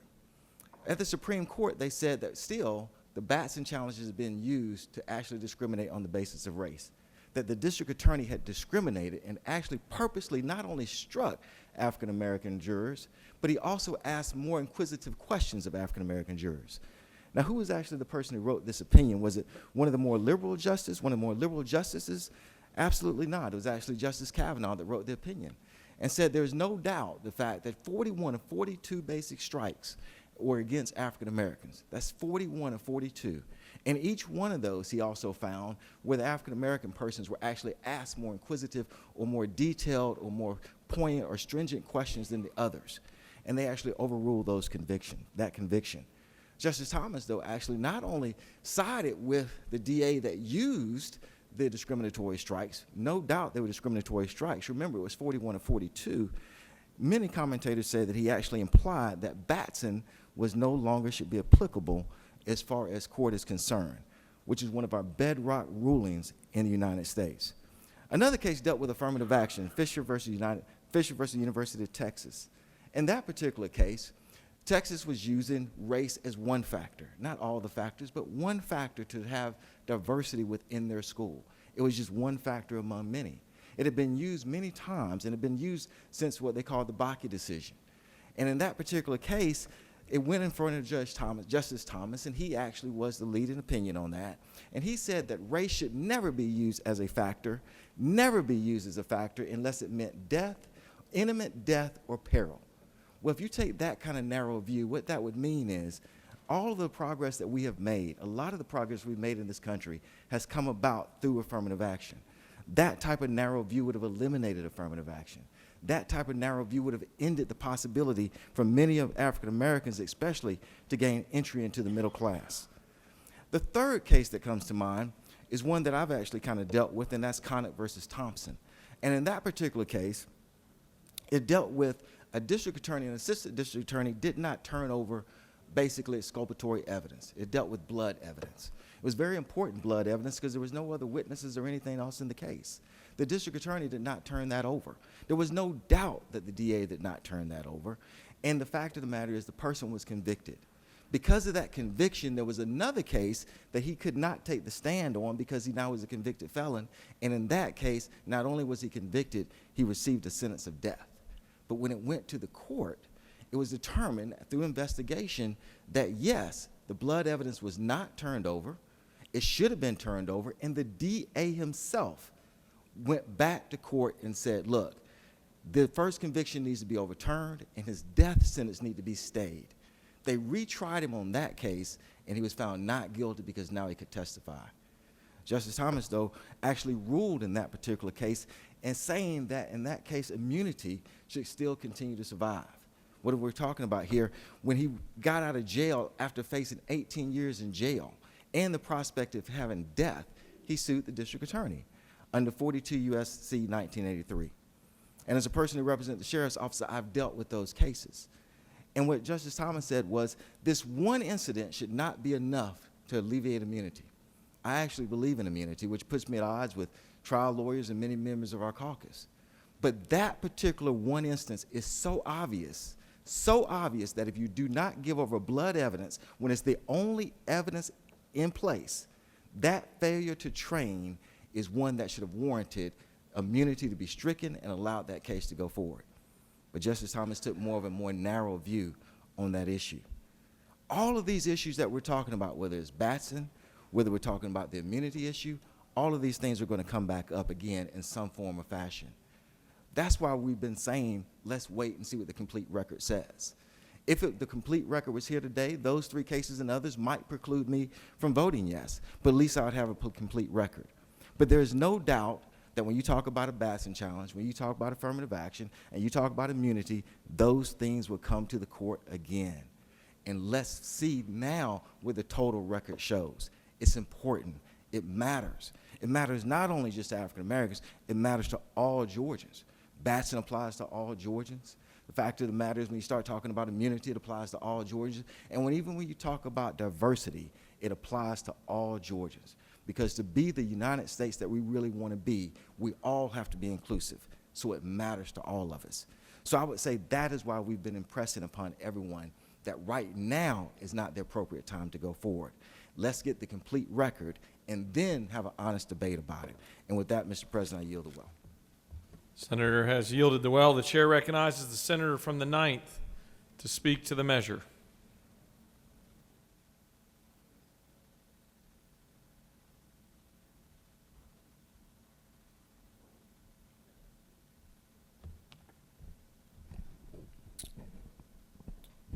I rise today to speak against SB 326. And honestly, I can't believe we even have this bill. We have so many other pressing matters to address in this chamber. So many people out there hurting. There's greater need, and this is what we're prioritizing. So if we're gonna waste time in the chamber doing this, let's do it. And I'm here to talk in opposition. Justice Thomas is controversial. I appreciate what he's attained. My family rose from poverty.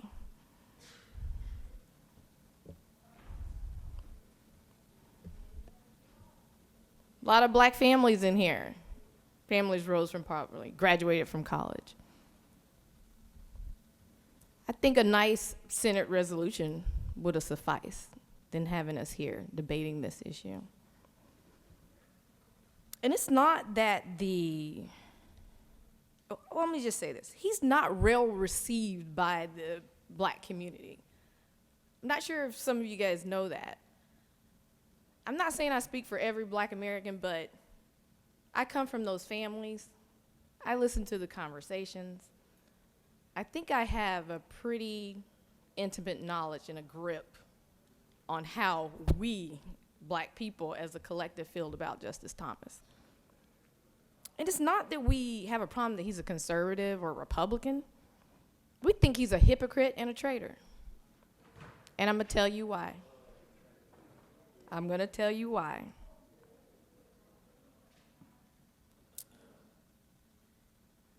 He is supportive of affirmative action.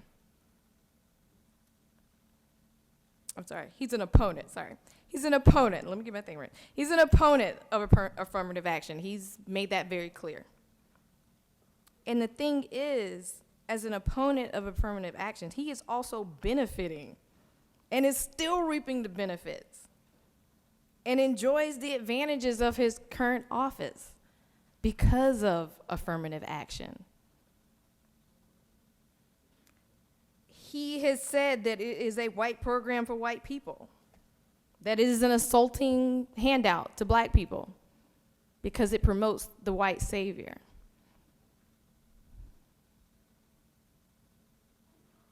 And really, those of us in the African American community thinks that it provides an opportunity. That's what affirmative action was for, to provide an opportunity in an unequal playing field, an institutional unequal playing field. And it offers the visionary view of different students coming together to break down barriers, to have conversations with each other in a discourse of a academic setting. If we were supposed to live in this world of just one race and one person and everybody was supposed to go to this one school and your race goes to this school, I hold the belief that, you know, God would have made us all one race. It is all the same. Why not? But he put us here because we are all different and we are supposed to learn from each other and coexist. I think affirmative action offered that, again, in a society that had barriers as to where black people could and could not get their education.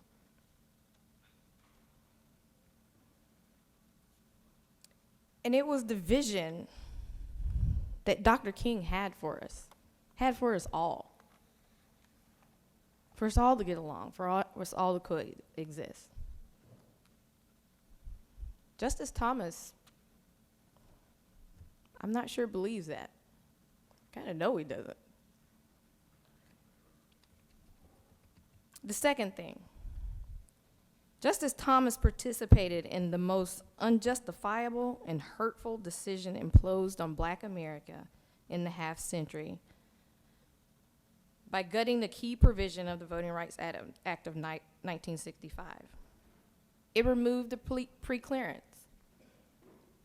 The Voting Rights Act of 1965, black people bled, fought, and went through everything to get the Voting Rights Act passed. And here we have a black man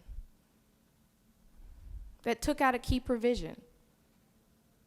The same provision is giving us gerrymandered maps now. Just allowing those gerrymandered maps.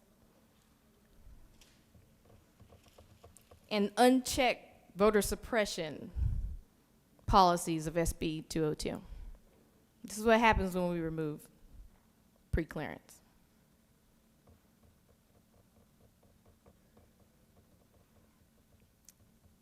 And,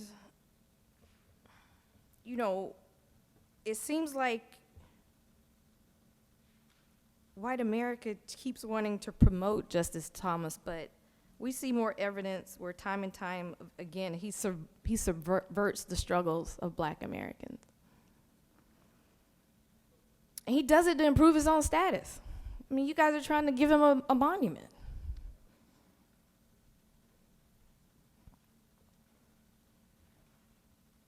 And let me just point out that, we have this amendment here, Justice Thomas, as we're talking about someone that is not a bridge builder and promotes goodwill for all of us, he was against interracial marriage until 1986 when he married his second wife. Against.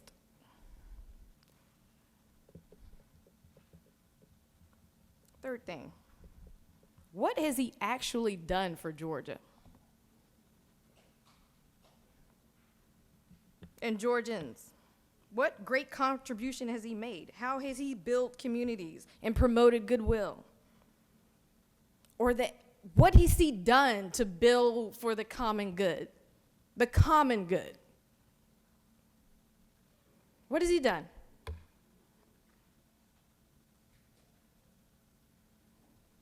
He rarely speaks from the bench, if at all. And you're really asking us to raise him to the status of a Dr. Martin Luther King, a visionary, a bridge builder. Our beloved John Lewis, President Carter. We have evidence where these type of leaders promote goodwill. They deserve monuments. And I find it hard to believe that we think that Justice Thomas deserves that same honor, that same level of respect of some of our more respected leaders. I think we can think of a little more. And lastly, he has some controversial sexual harassment charges against him. Yeah, I heard my colleagues say they were cleared. But Ms. Hill still maintains that those allegations were not fully investigated.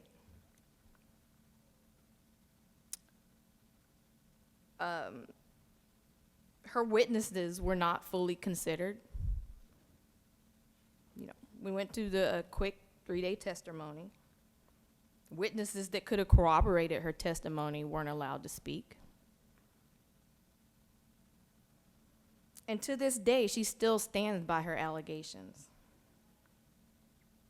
And we need to decide, do we believe women? We're in the Me Too moment here. Do we believe women? And I don't care if it happened 30 years ago or 30 seconds ago. A woman knows if she's been sexually harassed. And we're not talking about a respectful compliment. There were some pretty, I would think, credible allegations that weren't investigated. You know, I don't know why they weren't.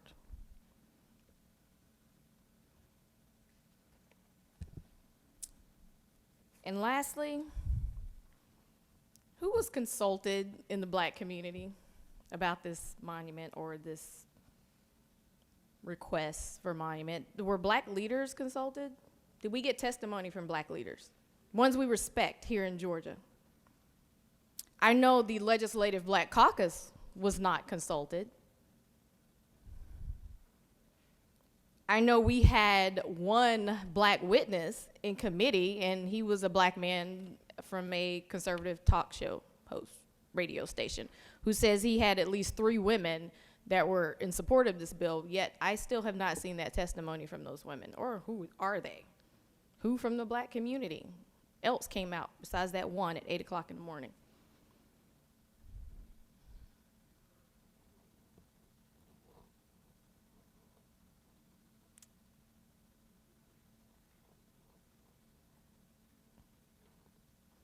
I'm asking you guys today, all of you, my members, and as our whip outlined some of the legal problems in a more technical explanation.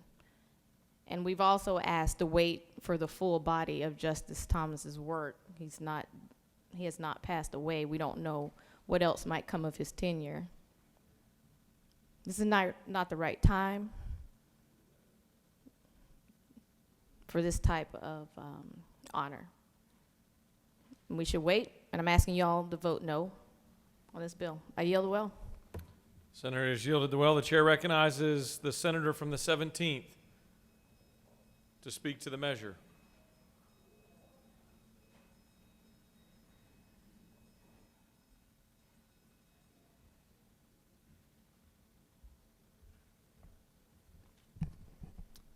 Thank you, Mr. President. You know, when we have groups of kids that come up to the Capitol and visit with us, in particular, my district as being so close, I get a lot of the youth leadership groups that come up, a lot of school kids that come up. And a lot of times when I'm in a room speaking with them, I have one of my colleagues from a different party there with me. One of the things we always highlight, especially given today, given the tone of where things are in our country and now in our state as well, is that even though we disagree on stuff, even though we may vote differently on certain things, we're all on the same team. We're Georgians first. We're looking out for our communities first. And even after we have a debate on the floors we're having here today, we can still go out and have lunch together, still be friends afterwards. What we're trying to do is tell these kids that we're not like what you see on TV. It's not like what you see on all the 24-hour news cycles with Republicans, Democrats eating each other up, at each other's throats constantly. We're bigger than that. There's something bigger than our disagreements. It's because we're all people first. We all have a story of where we came from and who we are. I don't know about y'all, but if I believed the things I see on mailers about me every 2 years when I'm attacked, I wouldn't vote for myself, those things they say about us when we get attacked. That's politics, right? That's how the game is played. But we always say, at least I do, to people that come and visit us, we're bigger than that in Georgia. We're not like Washington. We're not just tearing each other up all the time. And I say all that to say, the story of Justice Thomas is a Georgia story, a story of who he is. Not one Supreme Court decision he wrote on in 30 years up there. Not allegations tossed at him at hearings over 30 years ago. Not something maybe his wife may have said a couple years ago to somebody. The story of Clarence Thomas is a story of somebody that rose from being from a city that was named and founded after freed slaves. Somebody that grew up without a father that left him at an early age. somebody that was homeless from an early age, was the first person in his family to go to college, and then went on to go to Yale Law School, someone that became the Assistant Secretary for Civil Rights, Department of Education under President Reagan, somebody that was chairing the Equal Employment Opportunity Commission, all before he was even on the U.S. Supreme Court bench. That's the story of this guy. It's a Georgia story, and that story should be told now, not after he's gone. Because when those school kids are coming up to our state capitol, when they're out there passing all these statues walking over to visit with us, what if they saw this guy's statue? What if they saw this gentleman's face staying there? And they asked a question. How did he get here? How did he get to have a statue on the Capitol grounds in Georgia? And the story is told of somebody that came from nothing against all odds and rose to that level. That's the story we should be telling now.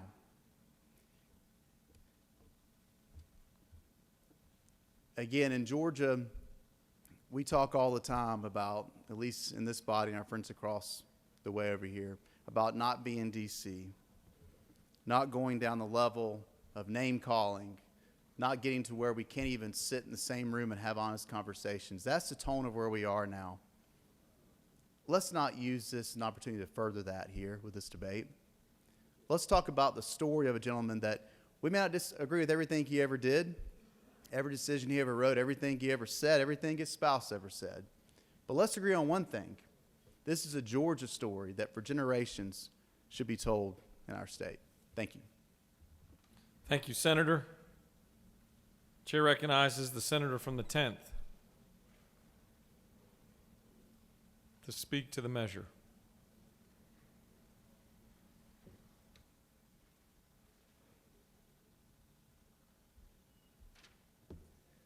Thank you, Mr. President and members of this body, and I certainly appreciate the comments from my colleagues from the 2nd, from the 9th, from the 22nd, of course from the 36th, and also my good friend from the 17th. As I've listened to these arguments, I'm realizing there's something in here that a lot of the members on the other side of the aisle just don't get. Now, let me tell you what I mean by that. This is not a Georgian story. This is a black American who lived in Georgia and grew up in Georgian story.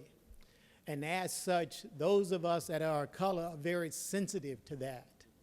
We can't whitewash history. We can't change the melanin in our skin. When you see Justice Thomas, first you're going to see a black man. Regardless of what kind of rulings he may make in the position that he currently occupies, you're still going to look at him as being a person of color. And as such, we are all of us that are people of color are very sensitive to that. That's why I say to you, you just don't get it.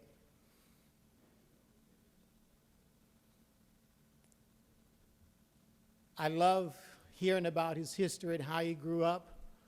And you can go around in this chamber and talk to any number of us, and they're going to share something very similar to you. I was orphaned when I was 11 years old, grew up on the poorest side of Atlanta. Went to some of the best schools, Ivy League schools in the state, University of Penn, bachelor's degree in Columbia University, MBA. You can go around and find many of those stories, but we haven't forgotten where we came from. Those of us in color in here feel that way about Justice Thomas, not because of him as a person, but because of his rulings and what he's done in the position he currently occupies. Let me just kind of share some of those positions that he's taken that we find offensive. There's a case, and these are all precedent-setting cases, and he already has a reputation on the bench of having disrespected any precedent that those that preceded him put in place. One that comes to mind is a 64 case, the New York Times versus Sullivan. And that case provided broad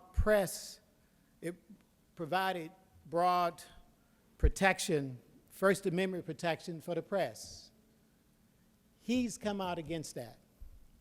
Why is that important to us? Because a lot of times the only entity that's out there fighting for us that we can see a lot of cases is members of the press. Shall I mention Roe v. Wade, another 1973 constitutional where the courts ruled that women had a constitutional right to abortion. He's even come out against that. But the one that pains me more than anything else is this case, Gideon versus Wainwright. It was a Sixth Amendment case where the government was required to provide lawyers to the poor. Justice Thomas came out against that and simply said the government only had a right for them to hire an attorney, not provide money to pay for them. If that precedent is ever overturned, imagine what the impact is going to be for those in our criminal justice system that look just like me. Imagine if Roe v. Wade is overturned, what that's going to happen to those black women and other women of different ethnicities that don't have the resources to go around the globe selecting who they want and where they want to go to have an abortion. What is it going to do if the press no longer want to report on some of these atrocities, most recently in Minneapolis, that was committed against people of color? We shot first, we asked questions later. We're not here talking about Justice Thomas as the man. We all have a great deal of respect, as my colleague from the second has already said, of his many accomplishments. We do. It's his policies, it's his rulings, it's his decisions that we find extremely offensive. And I would say to my colleague from the 17th that I wouldn't want my little grandsons or granddaughters to come up here and be told the Clarence Thomas story. Not because of his birthright, but because of the many opinions he's rendered, and I yield away.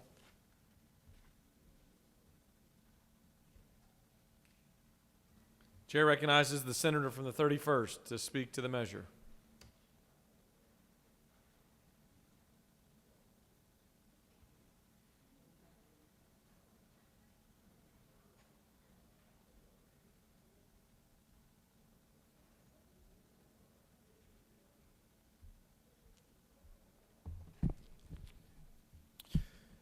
Thank you, Mr. President. So I want to take a few minutes to talk about Justice Clarence Thomas. His distinguished career serving an institution that's over 230 years old. Justice Thomas has served all America and all of Georgia, no matter your race, your gender, your community, or your culture. This comes from a young man born in South Georgia in the 1940s. He was determined not to allow his environment, the challenges the world imposed on him, nor his financial circumstances to dictate his American dream. But let's talk about experiences. Let's talk about, and I'm going to speak to you as a son born in a Puerto Rican brown family, and the impact Clarence Thomas has had on our family and millions of Americans across Georgia and the United States. Clarence Thomas was born in poverty in Pinpoint, a community founded by freed slaves that spoke Gula as his first language. Clarence Thomas left the seminary college in the aftermath of the assassination of Martin Luther King Jr. because he did not believe the church was doing enough to address racism, his own actions as a young man. Clarence Thomas helped found the Black Student Union at Holy Cross and organized student walkouts. Those are facts, ladies and gentlemen. Those aren't myths. That's real life. But we should not look any further of his character than hearing from those that actually may know him best, like Supreme Court Justice Sonia Sotomayor, who was appointed by President Barack Obama and the first woman of color and Latina on the court. At the American Bar Association's inaugural Equity Summit, the ABA Journal reported on Justice Sotomayor's comments regarding her friendship with Clarence Thomas. Quote, Sotomayor explained that people find it odd that she considers Justice Clarence Thomas a friend, even though their judicial philosophies are so different. But she said there are few men who have a kinder heart than him, end quote. Quote, when someone in her family died, he sent flowers. And when she has been sick, he checked in on her. I see him as the basic caring about people that I have, Justice Sotomayor said. We are both committed friends and committed family members. And so in seeing him in that good in him, there's no reason for me to take our personal disputes and translate it into our personal reactions, said Sotomayor. After hearing from my colleagues today, I hope this Senate chamber, this Georgia Senate, can follow the example of Justice Sotomayor and Justice Clarence Thomas. As one of 4 justices to ever come from the state of Georgia, his remarkable legacy on America and Georgia is deserving of a statue. Thank you, Mr. President. I yield the will. Chair recognizes the senator from the 1st to close debate.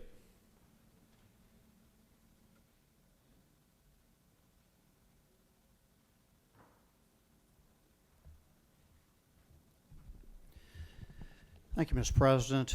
You know, I'm here to close debate on this issue that is very close and personal for me.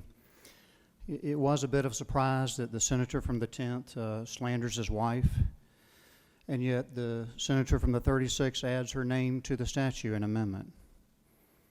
You know, senator from the 22nd and 10th disagree with opinions, and I certainly get that. Number 9 was senator from the 9th was a waste of time, and it was name calling. To me, this is another example of bad faith and more gamesmanship. Let me just say what Justice Thomas said in the PBS documentary, Created Equal, Clarence Thomas in his own words. Justice Thomas stated, I felt as though in my life I had been looking at the wrong people as the people who would be problematic toward me. We were told that, quote, oh, it's going to be the bigot in the pickup truck. It's going to be the Klansman. It's going to be the rural sheriff. But it turned out that through all of that, ultimately, the biggest impediment was the modern day liberal. They were the ones who would discount all those things because they have one issue or because they have the power to caricature you. Let me just say that Justice Thomas has not forgotten his home. He's not forgotten his state. He's not forgotten his family. And he's not forgotten his city or the town that he's grown up in. He's not forgotten his beloved library in Savannah. But he's not in your face about it. He's not disrespectful about it. Having said that, I would like for your favorable consideration. I'd like for you to vote down the amendment. And God willing, this bill passes. Thank you, Mr. President. I yield the will. All right, we're going to take up amendment number 1 first. The senator from the 36th has proposed amendment number 1. Is there objection to the adoption? For what reason does the senator from the 36th rise? I'd like to ask for unanimous consent to withdraw Amendment 1 to SB 326. The senator from the 36th has asked for unanimous consent for amendment number 1 to be withdrawn. Is there objection? The chair hears none, and amendment number 1 is withdrawn. Is there objection agreeing to the report of the committee which is favorable to the passage of the bill? The chair hears none. The report of the committee is agreed to. Is there objection to the main question being ordered? Chair hears none, and the main question is ordered. The questions on the passage of the bill. All those in favor vote yea. Opposed nay. The secretary will unlock the machine.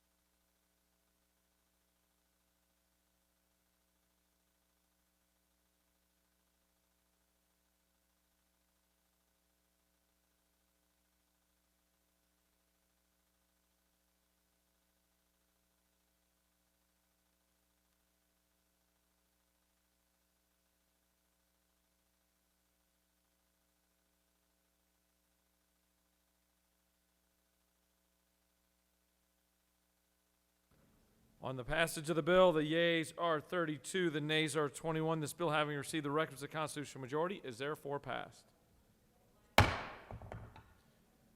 Mr. Secretary, can you please read the caption of Senate Bill 338?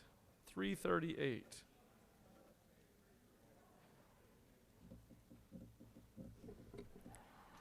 Senate Bill number 338, a bill by Senators Burke of the 11th and others, a bill to be entitled an act to amend Article 7 of Chapter 4 of Title 49 of the OCGA relating to medical assistance generally, so as to increase postpartum coverage under Medicaid from 6 months to 1 year following birth and for other purposes.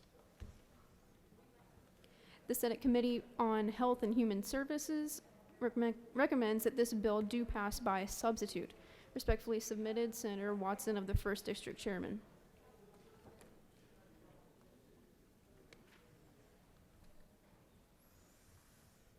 The Senate Committee on Health and Human Services offers the following substitute to Senate Bill 338, a bill to be entitled an act to amend Article 7 of Chapter 4 of Title 49 of the OCGA relating to medical assistance generally so as to increase postpartum coverage under Medicaid from 6 months to 1 year following the end of the pregnancy and for other purposes. That completes the order, Mr. President. Chair recognizes the senator from the 11th to speak to the measure.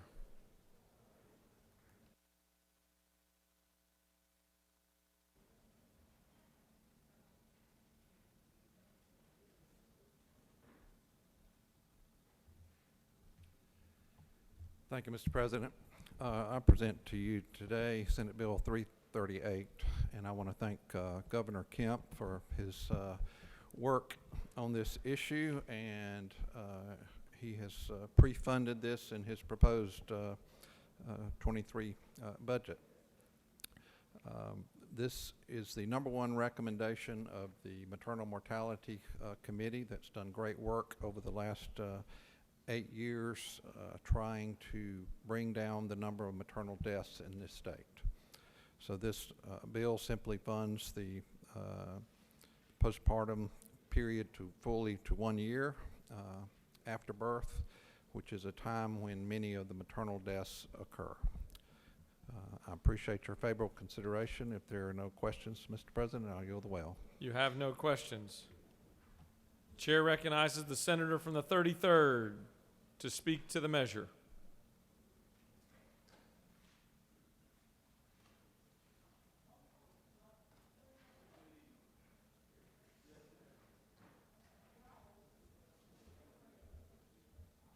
Thank you, Mr. President.